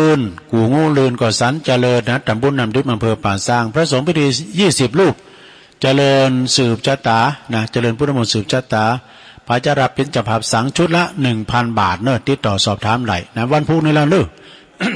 ที่วัดกูงูลืนนะ พระจะไปเปิดห้องทานก็เชิญ แล้วก็ขอเชิญรวมทำบุญออกเป็นพระราชทานเพลิงศพในเมตตาธรรมหลวงพ่อพระครูมงคลสิริวงศ์อายุปน71 พรรษา50เปิ้นอยู่วัดดอนตันเนี่ยอดีตเจ้าวัดดอนตันอดีตเจ้าคณะตำบลเหมืองแก้วเมลิมบุนะในระหว่างวันที่21 ถึง 24 เมษายนเนี่ยก็วันเนี้ยเนี่ยเปิ้นจะเขินเปิ้นจะได้อาราธนาศพลงสู่นอนพระศาสตร์เมนใหม่นกฮัสดีลิงนะแล้วก็ทุกคืนทุกวันประกอบจะทำบุญมีการเทศน์มีการสวดตลอดเนอะจนถึงวันที่24นะก็เป็นวันพระราชทานเพลิงศพนะทางคุณโยมพิสมัยสุริโยดร นั้นฝากประกาศมาเอาแล้วก็สถาญาโยมวันที่24เหมือนกันเนี่ยเมษายน24 เมษายนนี่ก็เชิญรวมพิธียกยอดชัดแล้วอุโบสถยอดชัดอุโบสถวัดหลวงสีเตี้ยสุมาเนี่ยวัดศรีแดนเมือง สุมาเนี่ยวัดศรีแดนเมืองตำบลยางครามนะโดยท่านพระอธิการบุญช่วยปะพังกะโลเจ้าอาวาสขึ้นแล้วเพื่อก็มานะตุลุงบุญช่วยเพื่อก็มาลมปิ้นเจ้าภาพลมโดยกันแล้วก็คณะสงฆ์ตำบลยางครามนั้นประกอบไปด้วยท่านพระครูสถาพรพัฒนาลังสีเจ้าคณะตำบลยางครามนะวัดใหม่พัฒนาเนี่ยโอ้เปิ้นนำตุเจ้ามาจัดหลายตุปีท่านพระอธิการจิรเดชอนาลโสวัดยางครามแล้วก็ท่านพระอาจารย์บุญมาหรือว่าท่านพระอาจารย์นครนะวัดดอนชัยออกมากันหลายก่อหลายตุนเนอะเปิ้นมาเป็นเจ้าภาพโลเนี่ยน้ำใจตุเจ้าเนาะสถานเนาะสีเดียวกันลงหลับดับขันไปถึงแม้ว่าเปิ้นจะอายุพรรษาหลังได้ว่าซาเดียวก็มีศีลเสมอกันเนาะ227เหมือนกันเปิ้นกำลังจะมาสร้างบารมีนะ แล้วก็วันนี้24นะสถานเนตีวัดสีแดนเมืองนะเปิ้นจะยกยอดชัดนะขึ้นสู่บนยอดหลังคาอุโบสถแล้วก็ไปอันรวมทำบุญปูชาผ่าแพรกันเอกะพวกมาลัยก็ไปกล่องเพื่อความเป็นสิริมงคลมีซอของจันทิพย์จอมตองน้องพันนี2กูด้วยกันเนอะฟังซอวันคำวันนะโฮงตาลแถมนี่นะ24 เมษายนเนอะไปปะกันที่วัดสีแดนเมือง วันที่23 พฤษภาเดือนหน้านี่ก็เจริญรวมทำบุญเนอะงานครบรอบ3 ปีในการมรณภาพของหลวงปู่ครูบาอินตากตปุญโญพระครูพิพิธปุญญาภิรักษ์นะเวลา9 โมงก่อนนิมนต์พระสงฆ์สวดพุทธมนต์ธรรมนิยามสูตรเนอะพระจะไปเปิดโรงทานไปรับสังฆทานติดต่อได้ที่หลวงพ่อท่านพระครูโชติสุวรรณสอนหลวงพ่อเจ้าอาวาสเนอะก็วันที่23 พฤษภาเป็นวันครบรอบ3 ปีเนอะในการจากไปของครูบาเจ้าอินตาแต่ว่าวันพุธวันเฮนี่ก็จัดอยู่เนอะก็จัดอยู่นะแล้วก็วันนี้วันที่23เนอะ23 24ศรัทธาญาติโยมถ้ายอยกันไปก็ได้เปิ้นก็จะมีการสุมาการละวะซะเก่าดำโหครูบาอาจารย์ที่เปิ้นพลันนักจัดรายการเผยแผ่ตามกลางคืนก็ดีแล้วท่านพระมหาเถระก็ดีที่เปิ้นมีความที่ว่าเปิ้นออกรายการนะญาติโยมทั้งหลายเปิ้นจะมีการซะเก่าดำโหครูบาอาจารย์ที่ดอยนางแก้วบนเนอะสถานในเขตร้อยต่อนะเขตร้อยต่อก็มีครูบาอาจารย์จะไปกันหนักกันหลายไผจะปิ้นจะพาเปาะเนอะเปาะหนึ่งก่อน 1,000 บาทเดี๋ยวนี้ก็ผ่านตุลุงมานี่5 เปาะแล้วก็เห็นเนาะอันใด5 เปาะแล้วเนี่ยก็ขอว่าไผจะผ่านตุลุงนี่ก็คือว่าอ่านกระจืมแล้วนะแจ้งมาได้นะแล้ววันพุธตุลุงจะมาอ่านโทษน้ำกล้ามนะที่เปิ้นหับสังนั่นนะหรือว่าหับเปาะแต่ละเปาะเนี่ยก็เจิญกันได้สดาญาติโยมนะหรือพระจะไปกินแป้ตานก็เจิญเนอะเจิญโดมทำบุญไปกินแป้ตานครูบาอาจารย์ก็จะมากันหนักกันหลายตามเมืองฝางก็เมตตาทำหลวงปอพระครูสุจิตานุรักษ์เปิ้นก็จะมานะพี่น้องเมืองฝางนี่มาจัดหลายแล้วเนอะตังแม่จงดีคุณแม่จงดีเปิ้นบอกว่า3 ตู่นะแล้วก็ตังเมืองฝางแถมนะแม่คำเขาประกอบแถมตู่นะแม่คำเป็นน้องไตก็คงจะหลายอยู่นะแล้วก็ไปปะกันที่ดอยนางแก้วม่อนพระศรี2 เมืองเนอะไผมันได้เหรียญก็ไปซื้อไปปูจ้าได้มันจะซื้อแหละไปปูจ้าเนี่ยตีม่อนศรี2 เมืองเนอะพระจะไปพินเจ้าภาพเปาะก้ามดังก็ไปได้ภาพไผแปมได้ยื้อดีตุฟังนะฟังตีสถานีเนอะฟังตีสถานีเพราะว่าเปิ้นก็จะถ่ายทอดจากทีมงานวัดฝายหินโดยเมตตาธรรมของท่านอาจารย์พระครูสมุวิสุวัตวรกิจโจเปิ้นก็จะได้อันถ่ายทอดตุพินหนุ่มก็นำทีมเหมือนเดิมนะตุพินหนุ่มก็นำทีมเหมือนเดิมตักไตตังลายก็แม่แดงอามพรแตนดอกไม้ขอบคุณเนอะแล้วก็มีเจ้าชายก้าวเผาจากเมทาฟังอยู่นะครับทุกลุงเป็นกำลังใจให้เนอะคุณโยมพี่น้อยพี่ยุพินหอมมาลาจากแม่หยวกอันนี้ก็อยู่ปุ้นกลางเวียงเชียงใหม่หน้าศาลากลางแล้วก็มีจันเจ้าอธิการวิชาสุจินโนเนอตรุปิชาเฮาเจ้าคณะตำบลม่วงน้อยเจ้าอาวาสวัดป่าตานบ้านแซมเนอะตักมาตังลายไหวสาตุปีนะครับเนอะเจริญปอนทางอาจารย์สุทัศน์กันทวังโดยปอครูเฮาเนาะเปิ้นก็เป็นปอจานขอบคุณแม่ครูยากศนโดยเนอะฟังอยู่แม่ครูทองคำที่วงคำจากเสาหินสีโบบานพ่อครูแม่ครูเพิ่นก็ฟังนะเพิ่นก็ฟังมาแล้วเพิ่นโทมได้อย่างอาจารย์ไพบูลย์หมอศาสตร์เนี่ยเพิ่นอยู่บ้านปุงฟังตู้อยู่ตลอดแต่พ่อครูโทมได้นี่มาเสมอสว่างก็แม่ครูลาวันโทรมาให้ก้ามหนึ่งเนี่ยกะเนาะตัวแทน แม่พลอยมณีจากปางห่าเนอปางห่าตำบลเมืองจี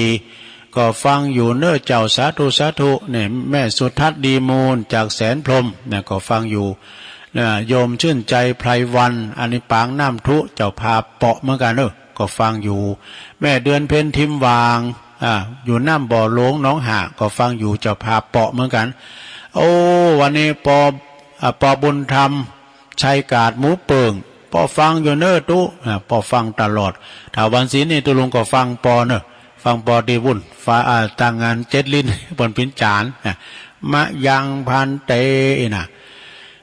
แล้วก็มีอ้ายบรรจงกันทวงพี่อ้ายไตโหตุลุงอันนี้ตัวแทนพี่น้องนำดิบเนินเด้อกราบไหว้ชาตุลุงฟังอยู่เน้อเพลงโมนดีโอ้อันนี้ปอเล่งนาลงกิตติวงศ์เดี๋ยวนี้เปิ้นพักรักษาตัวอยู่บ้านนะโอ้ยสบายแล้วเนาะโอ้ไปอยู่โรงพยาบาลล้านนาเสียงเป็นแสนอ่ะหา6 คืนนะลุง เดี๋ยวนี้ปลอดภัยตุลุงก็ไลน์หาโทรหาตลอดนะปอเล่งนาลงกิตติวงศ์ฟังอยู่เน้อฟังอยู่ที่เชียงใหม่ครับโอ้พออยู่เชียงใหม่บนบ้านพักเปิ้นซื้อพี่3 ล้านว่ะอยู่ที่เชียงใหม่อยู่เนาะปอเล่งนาลงอายวันในคืนเนาะอยู่ที่มิซูนเนาะกินข้าวหลายๆนะ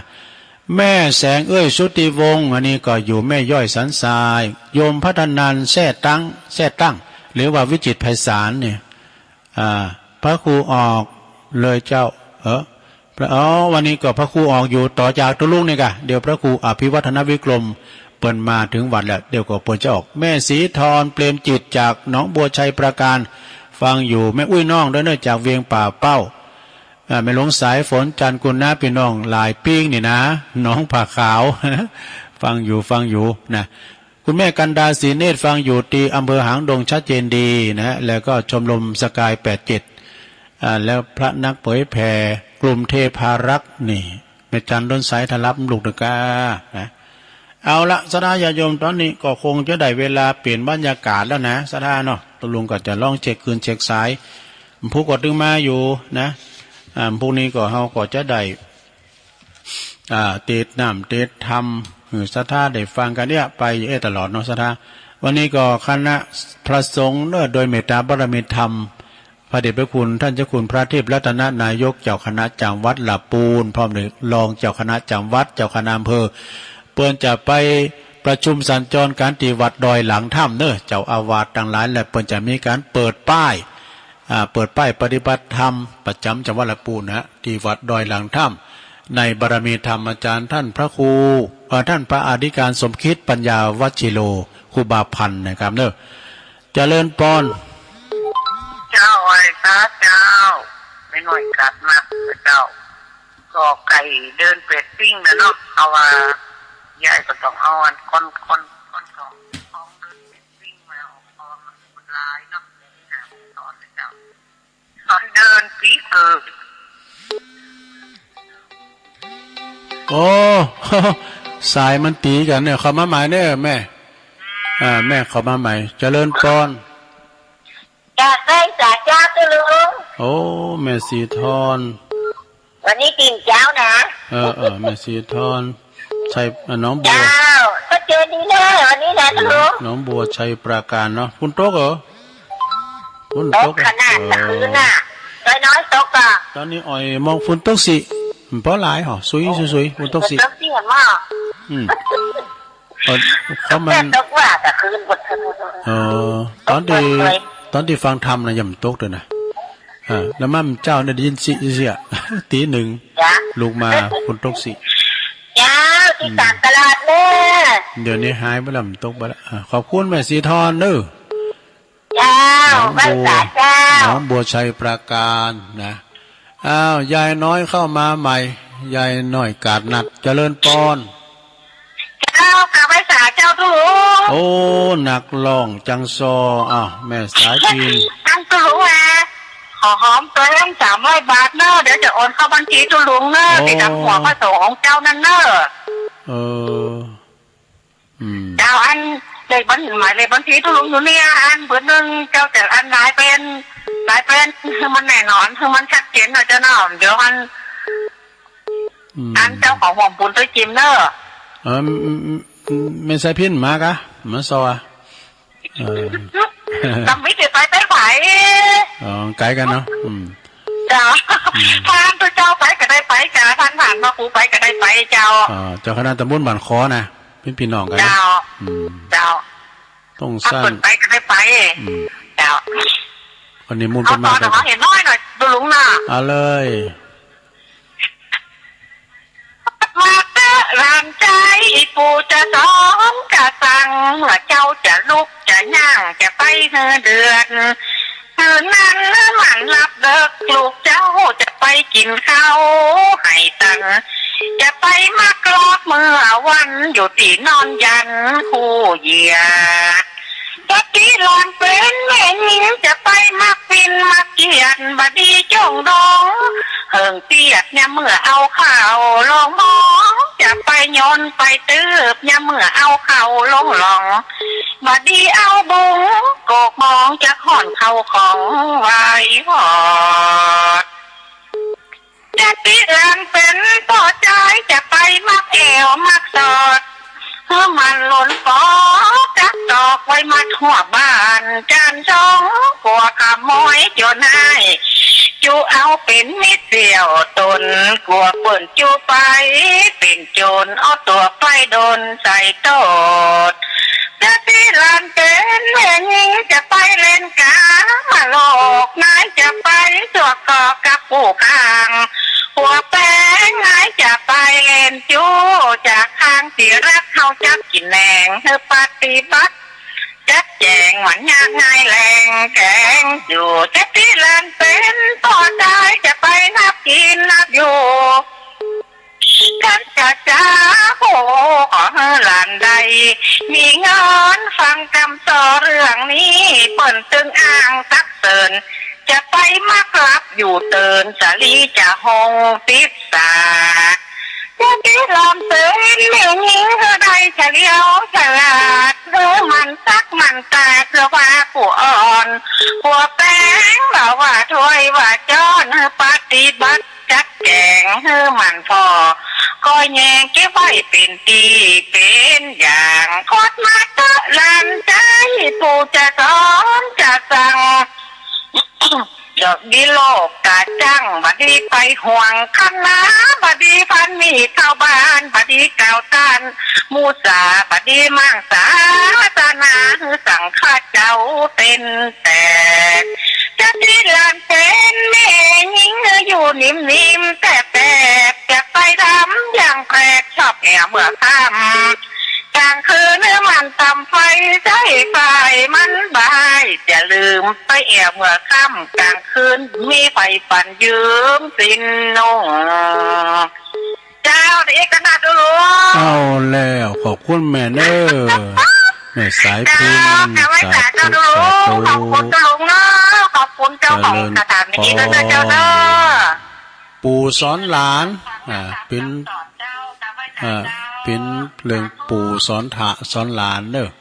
ขอบคุณพี่อาจอมหยุดด้วยวันนี้โอ้แสดงความเสียใจเปิดจะไปศพหน้านะ83น่ะเปิ้นตายเคืนศพวันนี้เนาะจอมหยุด2แผ่นดินแล้วก็ปอมันยังมีอยู่นะ85ปวดโตขี่รถถีบได้สบายเจริญปอนไปสาธุปอนนั้นประเสริฐเนาะโอ้อันแม่ฟินซอกับหม่นนี่เนาะครับเนาะจังซอคือเสียงมนเสียงหวานเนาะฟังทั้งที่ลุงเทศลุงนั้นอธิบายก็เขาท่าดีมนที่เขาดอกน้อยนานเต็มใสที่เขาฟังมีรอบในคนที่เขาดอกชัดเจนเลยเนาะครับฝนกระตกนะวันนี้แล้วพอดีนี่ฝนยั่งพอดีครับเลยอ๋อดีแล้วก็นี่ก็ออยแล้วยั่งไปแล้วมีละครับตกไป2-5กับวันนี้เจ้าเนี่ยโอ้ดีแล้วจุ่มเย็นดีเนาะวันนั้นเนาะครับขอบคุณวันนั้นหลายๆเนอะครับกำลังใจทุกลุงเลยให้ลุงดีมีสุขเลยครับมันยืนยาวโพลมใสแก่ประสบการณ์ต่อไปครับสาธุเปิดตามพี่น้องฟังแล้วนะฟังก็อยู่ก็ไม่อายชัยปาการเจ้าขอบคุณพี่นานด้วยเนอะพี่นานเปิดอยู่นี่สันหิมปิงโทรมาก่อนหน้าเนาะฟังอยู่เบื้องหลังตลอดอะเปิ้นโทรแต่ว่าเปิ้นฟังแต่เปิ้นโทรมันอะหลังไม่ตั้งปคนโดยหลายตีหลายตังไปตังพี่น้องตังปุนโดยเนอตังเมืองลีก็ดีตังใดก็ดีที่เปิ้นฟังก็อยู่ตึงโมดเนาะแม่บุญศรีก็แสดงความเสียใจกับอายุพี่นะอายุหลานเปิ้นตายอย่างเงี้ยเนาะอายุนี่เจตนาว่าจะเอาตุลุงไปเตะด้วยวะตุลุงก็มาจับงานข่าวดำครูบาอาจารย์เนาะข่าวดำของตุเจ้าลองเป็นเรียกว่าเป็นตุเจ้าน้อยตุเจ้าลูกวัดที่วัดป่าล่าน่ะแม่บุญศรีสร้างเลงโทรมาเนาะโอ้อายุไปกว่าหันแก่ตุลุงอยู่เพิ่นก็ขอนิมนต์ตุลุงไปเตะน้ำเตะธรรมก็เลยไม่ได้ไปเนาะหลานเพิ่นตายอายุนี้เพิ่นก็ฟังตลอดคุณหนุ่มคุณกำนะอยู่ด้วยแม่นะโอ้สบายตุลุงเปิดเพลงมนต์ดินี่อายุนะ เจริญปอนโยม กับภาษาตุลง ในสายทองได้ไหวพระตัวเราอย่างเด้อพุทธคุณสังฆคุณนะเจ้าคุณได้หลายแม่สายทองหัวใจเจนดีตุลงฝนตกตะคืนเนี่ยอะไรอย่างไว้นี่เจ้าเมื่อแรงก็ตกทุก4 โมงเด้นอแม่น่ะจุ่มดิเจ้าตัวแทนพี่น้องหวยการตัวแทนพี่น้องหวยการนะเจ้ากับภาษาเจ้า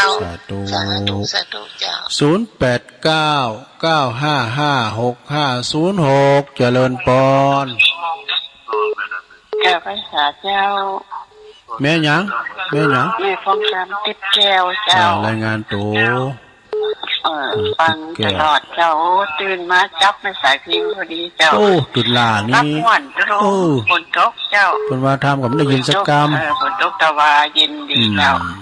สาธุแม่ฟองคำติดแก้วเจ้าสาธุเจ้า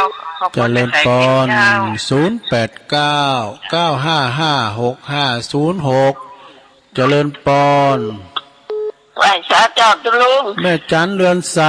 นี่เวงตากาขึ้นมาตี 3แล้วเด้อโอ้อีกาตื่นเจ้าอีกาแม่จันว่าฝนกับปิ๊กป๊อกคือหนูแม่น่ะปิ๊กป๊อกคือหนูอากาศเย็นสบายนอนม่วนดีแก่แม่น่ะโอ้มันรับดีตุลุงว่ารับดีดูลูกบ้านโซมากกว่ามาเช็คคืนเช็ควอยก่อนแล้วก็นอนสะดุ้งตื่นปลุกนาฬิกาปลุกพอดีตี 1พอดีนะครับพอดีเพราะกันมีนาฬิกาปลุกนี่รับโหลดมันจะโหลดอย่างนั้นคือว่าโหลดเพิ่มเจ้าอ่ะมันคิดรับดีฝุ่นโตมันเย็นอย่างเย็นสบายมันนอนมันรับหมดเนี่ยแม่น่ะมันรับดีมันเย็นอากาศเย็นได้เปิดพัดลมแล้วดูได้สายพิงเขาเป็นมาจ้อยอันปู่สอนหลานขอทาดิปู่สอนหลานทำกับเมดูอันนี้เป็นจ้อยเนาะเป็นจ้อยเป็นซอก็โมนดีละอ่อนฟังนะละอ่อนก็หลับเลยก็ว่านั่นที่ก็มาซอดิดันพี่นี่ดอยนาแก้วไว้เนาะตัวจริงเสียงจริงไอ้ก้ามเลยกะไปมันนี่ปะพอมา300ก็ดีแล้วขอบคุณหลายๆไม่ใช่พินนะจังซอประจำคืนไปปีนนี่เนอะตุลุงโอ้ขอบคุณแม่จันหลายๆเนอะสาธุกองทัพเดินด้วยท้องอันนี้แผนกอันกองสเบงเจ้าสีก็ไปอยู่ ถึงก็หับสังเกาะหนึ่งเจริญปอนนวัตการครับตุลุงครับอ๋อตอนใดเจ้าปนั้นออกพอแสวงไปนะหนองเกียรติครับโอ้อันนี้น้องเขต1น้องเขต1ว2ว8ทราบแล้วเปลี่ยนหอมแดงเรียกหอมขาวกระเพราเรียกความก้อเป็นกำลังใจครับตื่นมาฟังกันแล้วเจ้าเหรอโอ้วันกันกับคนว2ว8เตือนน้องเกียรติเตือนน้องหลองฟังตุลุงตัวก็เป็นที่ม่วนดีงานยายเพิ่นซอก็เป็นที่ม่วนดีงานเพิ่นซอก็ม่วนนะมันมีหลากหลายนะรายการตุลุงเนี่ยครับน้องเขต1ขอบคุณหลายๆเด้อบุญมาบ่ฮู้กันแหมไอ้งอมก็เปิ้นเปิ้นอู่กันโมนวันนี้ก็นี่ก่อนก็ได้ไปเจ้ากับเพิ่นจะประชุมสัญจรนะดอยหลังถ้ำนะน้องล่อง1ก่อนนี่ก่อนชายน้อยตุลุงนี่ดอยน้อย1บ่หากันเจริญปอนเจ้ากับพระเจ้าตุลุงไม่สุเกียศิลพรสิเตี้ยแม่ห้องละปุนเด้อวันนี้ก็มีบุญแหลมวันนึงตื่นขึ้นมาก็ได้ยินเสียงน้ำเสียงธรรมจากตุลุงได้ไหว้พระโดยตุลุงได้ฟังธรรมได้ปอนได้หลายๆอย่างนะเจ้านี่นะเจ้าจับไหว้สาเด้อเพิ่นฟังกันหลายนะตุลุงศรีลาพรศรีเตี้ยศรีเจริญศรีปทุมปุดเท่าเพิ่นฟังกันเท่าไรแก้วปุ้นเจ๊แดงขนมเส้นเพิ่นกับฟังกันเด้อพดพระไหลแก้วโดยแดนปุ่นเนาะเจ้าพุดมดลงบ้านโงอันนี้นะเจ้าเจริญปอนขอบคุณเจ้ากับไว้สาเด้อสาธุเจ้าแม่สายพินเพิ่นเหรอสายพินต้องฝ่าย ตั้งโดยแดนก็ฟังกันหนักตั้งบ้านนั้นน้องปลาสวายตำบลนั่นน่ะเพิ่นก็ฟังกันหนักกันหลายมาตั้งบ้านกอกบ้านหวายพี่แถมโตจังกะน้อยเนื้อจังกะน้อยไตนะปุงชัยเจริญปอน ไม่จ่าเจ้าท่านนานยมฟังอยู่นี่อาจารย์ศรีสุขาแก้วฝนตกนะเมืองฝางนี่ฝนตกดีอาจารย์ศรีสุขาแจงโฮลินยินดีนะแม่เด้อเจ้าสาธุเปิ้นได้ให้ออกแค่ก็แล้วใจเปิ้นน่ะเนาะสดาเนาะได้โทรมาก็แล้วใจว่าเจริญปอนกาภาษาเจ้าตุลงตอนแม่สมภัทรเจ้าฟังอยู่นะเจ้าแม่สมภัทรแม่ย่อยสันทรายคนมาโต๊ะหน่อยลูกโต๊ะหน่อยเดียวอ่ะโต๊ะมันโต๊ะสินะโต๊ะบ่หลายลมมาไม่ได้โต๊ะมันตกสักคำเป็นยังกันมันตกวันนี้ก็ตกวันพุธเนาะวันใดวันหนึ่งพายุมันเข้ามันถึงตกวันใดวันหนึ่งคือใดนะเจ้ายินดีแม่สมภัทรหลายๆเลยเจ้าใช่กำลังใจเจ้าลุงนะเจ้าขอบคุณ61ตั้งปุ่นเนาะแม่ชีจมแม่ชีโน่นเขาตั้งแม่อายปุ่นเนาะตั้งแม่อายตั้งฝางเจริญปอนไอ้สาเจ้าตุลงฟังอยู่เนอะลำปางแม่น้อยอุตุดีฝนตกนักขนาดเลยตุลงอ๋อแม่น้อยอุตุดีเนาะเจ้าฟังตั้งแต่4 โมงฝนตกอย่างเลยก็ฟังเลยเจ้าฟ้าห้องตัวเจ้าบ้านไร่นาน้อยเนาะบ้านไร่นาน้อยเนาะเจ้าบ้านนาน้อยเจ้าไว้สาเนอะตุลงเนอะแม่เนอะโตฟังจากบุญญาวาสเนาะบุญญาวาสโอ้เปิ่นเปิดเจ้าตี 3ไปกับพี่น้องลำปางได้ฟังแล้วนะเนาะใส่สาเจ้าก็แม่จันทร์ศรีบ้านมะกอกเนาะอาจารย์เลยไม่เขาบอกลูกบุญนี่อาจารย์ประกาศหน่อยแต่ก็เจ้าเอาว่ามาเหรอเอาว่าสบายจากผ่านเนาะอาจารย์มันเทิงอ่ะอาจารย์ส่งยากันตีก็ไปอยู่ว่าแต่ละบุรีพระบาทละบุรีมันจะมาจัดงานของตรงน้ำเนาะน้ำหัวที่อาคารสีคู่บ้าใจจะอย่างเงี้ยยี่ปัดปลาแพงเนี่ยอันนี้ตอนสถานอันที่26 ถึง 28เนาะอ๋อ28เพราะว่าตัวกลุ่มด้วยฮอนกูบาเฮานี่คืนที่ขาวหมดจากหนักอยู่กลุ่มเดียวกันเนาะจะลุกทุกหัดก็มาแล้วในใจท้องก็มาแล้วแล้วนิดหน่อยเป็นทุกคนเนาะจะเริ่ม26ไงแล้ว28นี่ไปทำบุญเลยไงตรงน้ำสีคู่บ้าจะดูสอนสถานแบบแห่งเนาะ26 ถึง 28เนาะเจ้าที่ต้องแต่วิชาการไปค่ะอาจารย์ท่านพามหาบันเทิงปฏิบัติธรรมนะให้เจ็บมานอนก็ได้แล้วแต่จะมีหรือที่นอนเนาะเพราะว่าคืออาจารย์รับวิชาการในเนอร์แต่อีเนาะสาธุก็26 ถึง 28เนาะสถานเนาะอาจารย์ท่านพระมหาบันเทิงนะเปิ้นก็จะมาที่อนุสรณ์สถานที่บ้านป่าแพงเด้อไปมาปฏิบัติธรรมกันเด้อมานอนก็ได้26 ถึง 28เด้อปนานเจ้ยฟังอยู่ปนานเจ้ยเจริญปอนเจ้าไว้ซะเจ้ามันรุดไปหูกับมันรุดไปนี่สายเปิ้นมาตีหายไปว่ะใหญ่น้อยกาดนัดเอาเลยเจ้ากล่อมนะเจ้าเอาเลยไก่เดินเป็ดปิ้งเนี่ยนะเจ้าเนาะพอมันหลายตอนนะเจ้าหนึ่งเด้งที่5 ตอนเลยวันเดินปีเกิดอยู่ของพุทธาองค์พระสัมมาสัมพุทธเจ้าพระองค์ประสูติวันศุกร์วีจอตัสรู้นันนอวันพุธวีไก่ปรินิพพานวันการมาสิงเป็นเดินเป็ดปิ้งมาสิงงูน้อยเต้มปักงามฝันเขาขอนน้อยฝันซักซ้ายคอยก็ปอวันวิสาขะมาเตือนแล้วน้องยกยอเขา49ขอเชิญพี่น้องศรัทธาหนุนเขาไปลืมตันเขาปูจาเขาจักไปวัดขอไกลเตนาขอหือเอาปูจาที่บ้านข้าเจ้าเหมือนกันว่าใจสีขานยกยอที่บ้านก็ได้เนินนายคอยฟังต่อนะเจ้าเนาะตั้งยองวันละคำนะเจ้าคำว่าเป้งควักนะเจ้าภาษาไทยแปลว่าทำกระทงนะเจ้าโตตะกี้ตุลุงว่าจัดหนักจัดเน็ตภาษาไทยแปลว่าดีนะเจ้าจัดเน็ตจัดเน็ตเนอะแปลว่าดีเนอะขอบคุณแม่น้อยเนอะรอบ2เป็นก็เจริญปอน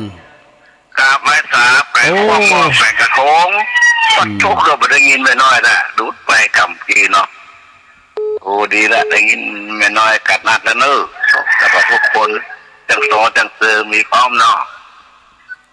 เปิงเงินแม่นั่นว่าแต่ตะเกียบไม่สุกแก้วเนาะเป็นบุญว่าคนมันแท้กันเอาตะลุงเนาะก็มาเมื่อเจ้าก็ได้ยินเสียงน้ำเสียงธรรมนี่นั่นแจ้งมาแจ้งกับตะลุงกับลูกแล้วเนาะก่อนเราได้กราบปุ๊บเปิดสถานีตะกรรมก็ได้ยินเสียงน้ำเสียงธรรมนะกันเนาะถ้าเสียงทำนี่แง่เอาหน่อยเนาะแข่งแรงเลยตะลุงเนี่ยเป็นห่วงอ้อที่พ่ออย่าหมดเวลาแล้วเลยโอ้กะมีหลายอยู่ด้วยความคิดถึงด้วยความเคารพเพื่อกำลังใจนะครับโอ้ไปสาครับโอ้หลวงพ่อมานิดวันนี้มาวุยไปวุยเลยอาจารย์นิพนธ์นะมาสักเตืออาจารย์นิพนธ์คนโคราชก็ถนัดกะโหลติดแล้วเจริญปอนปอถนัดเนาะครับผมฟังอยู่ด้วยสักทีนี้ครับวงเป้ามูซีเป็นกำลังใจให้ลุงนะครับแมนเลี้ยวเขากำโทรมากันแล้วนี่แมนเลี้ยวแมนโนนเขาเนี่ยแมนโบคลี่เขาเนี่ยวงเป้า11ครับผมเป็นฟังมีโควิดอยู่ครับผมอ๋อกักตัวเนาะกักตัวเขากำพี่ยังครับผมไปสาขาสาธุอย่างประเด็นเอาหลักคนว่าเฮ้ยถ้าไผ่บัดได้กักตัวนี่มันตึงเฉยอ่ะเจริญปอนฟังภาษาจ้าตะลุงแม่อยู่ไหนแม่แม่อยู่ละปูนในการมาตัวอ๋อแม่ตัวบ้านร่องอ่ะจ้าตัวบ้านร่องโอ้มาอยู่บ้านลุงเนาะมาอยู่ละปูนมาอยู่ได้ปี2 เดือนแล้วเขาแล้วมาอยู่ได้6 เดือนแล้วตะลุงตึ้งได้ปีบ้านไหนปีนี้อยู่ไหนหมดก็อยู่หันกันเนาะมันอย่างว่าเนาะมันไม่เคยอยู่ด้วยหลานเนาะนะกะเราป่วยมีย่าลูกอ่ะเราป่วยมีก็มีย่าหลานลูกอ่ะเราป่วยนี่ก็มีย่าจ้ะอยู่ด้วยถูกด้วยหลานได้วันไม่จ้าจะเมียปีใหม่นี้นะมันได้เมียเพราะว่าเขาติดโควิดหนักอ่ะอันตีแวดวงที่เขาอยู่บ้านแหละแต่ไม่เคยตีไปนะอยู่กับตีขนาดเราอยู่กับหลานนั่นเนาะฟังชัดเจนนี่นะแม่เนาะแม่ตุ๊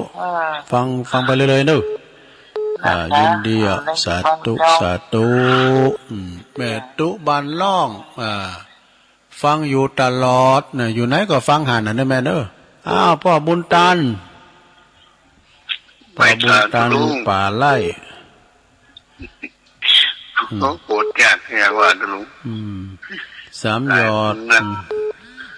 ลุงแต่เช้าเราฟังพูดกับม่วนนะฟังไปกะไม่เป็นยังฟังไปพูกกันมาอยู่หลังใจยินดีเนอะป่อบุญตันป่าไล่เนาะ3 ยอดสาธุต่อไปสายสุดท้ายเดี๋ยวฟังท่านพระครูอภิวัฒนวิกรมต่อตัวลุงเนี่ยเจริญปอนติดแล้วตั้งใดแม่โจ้เจ้าโอ้แม่โจ้แม่ยังแม่พันนะแม่สีพันค่ะแม่สีพันแม่โจ้เนาะแม่โจ้สันทราย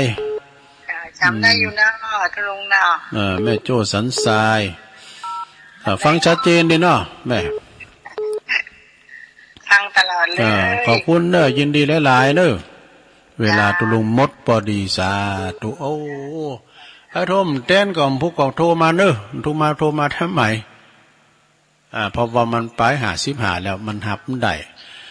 ก็ขอโทษสายก็มีแม่น้อยกาดนัดรอบแรกแม่สีทรหนองบัวใจประการแม่สายพินกัลยาจากทุ่งซ่านบริจาคมาทั้ง300 บาทเนอะงานสุมากะละวะครูบาอาจารย์พ่อหนานประเสริฐนาน้อยนาแดงจากเมืองน่านพี่น้องบ้านไก่เนอะแม่สายทองธัญญาแก้วตัวแทนพี่น้องหอยการนะแม่ฟองคำติ๊บแก้วบ้านป่าไผ่บ่อทองแม่จันเรือนใสเนอะเวงตาการนี่ก็เปิดจะไปเล่งเพลงอยู่น้องเขต1ว2ว8นะแม่สุแก้วศรีลาพรนะแล้วก็แม่จันศรีสุขาจากแก่งโหรินแม่สมพันธ์แม่ย่อยสันทรายแม่น้อยอุดุดีจากบ้านไร่นาน้อยแม่จันศรีบ้านมะกอกเนาะบ้านมะกอกแล้วก็เป็นบอกบุญว่าพระบาทตักผ้าประจำปฏิบัติธรรม26-28เนอะที่อนุสรณ์สถาน ที่บ้านป่าแพงนะอาจารย์ท่านพระมหาบันเทิงจะมาเป็น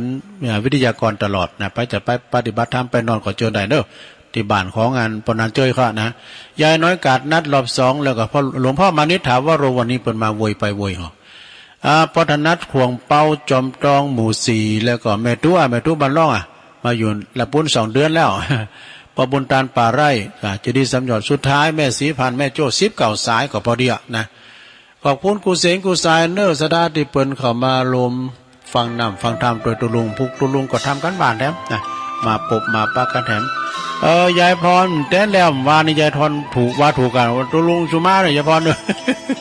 ปันขาดหายไอ้ดงเปิ้นฟังกันทั้งเมืองเป็นว่าอันเทวะนำรายการจากลาสตาไปก่อนเนอก็เดี๋ยวก็ฟังอาจารย์พระครูอภิวัฒนวิกรมต่อจากตุลุงนี่เนอจัตตารุธรรมาวัฏันติอายุวันโนสุขังปลา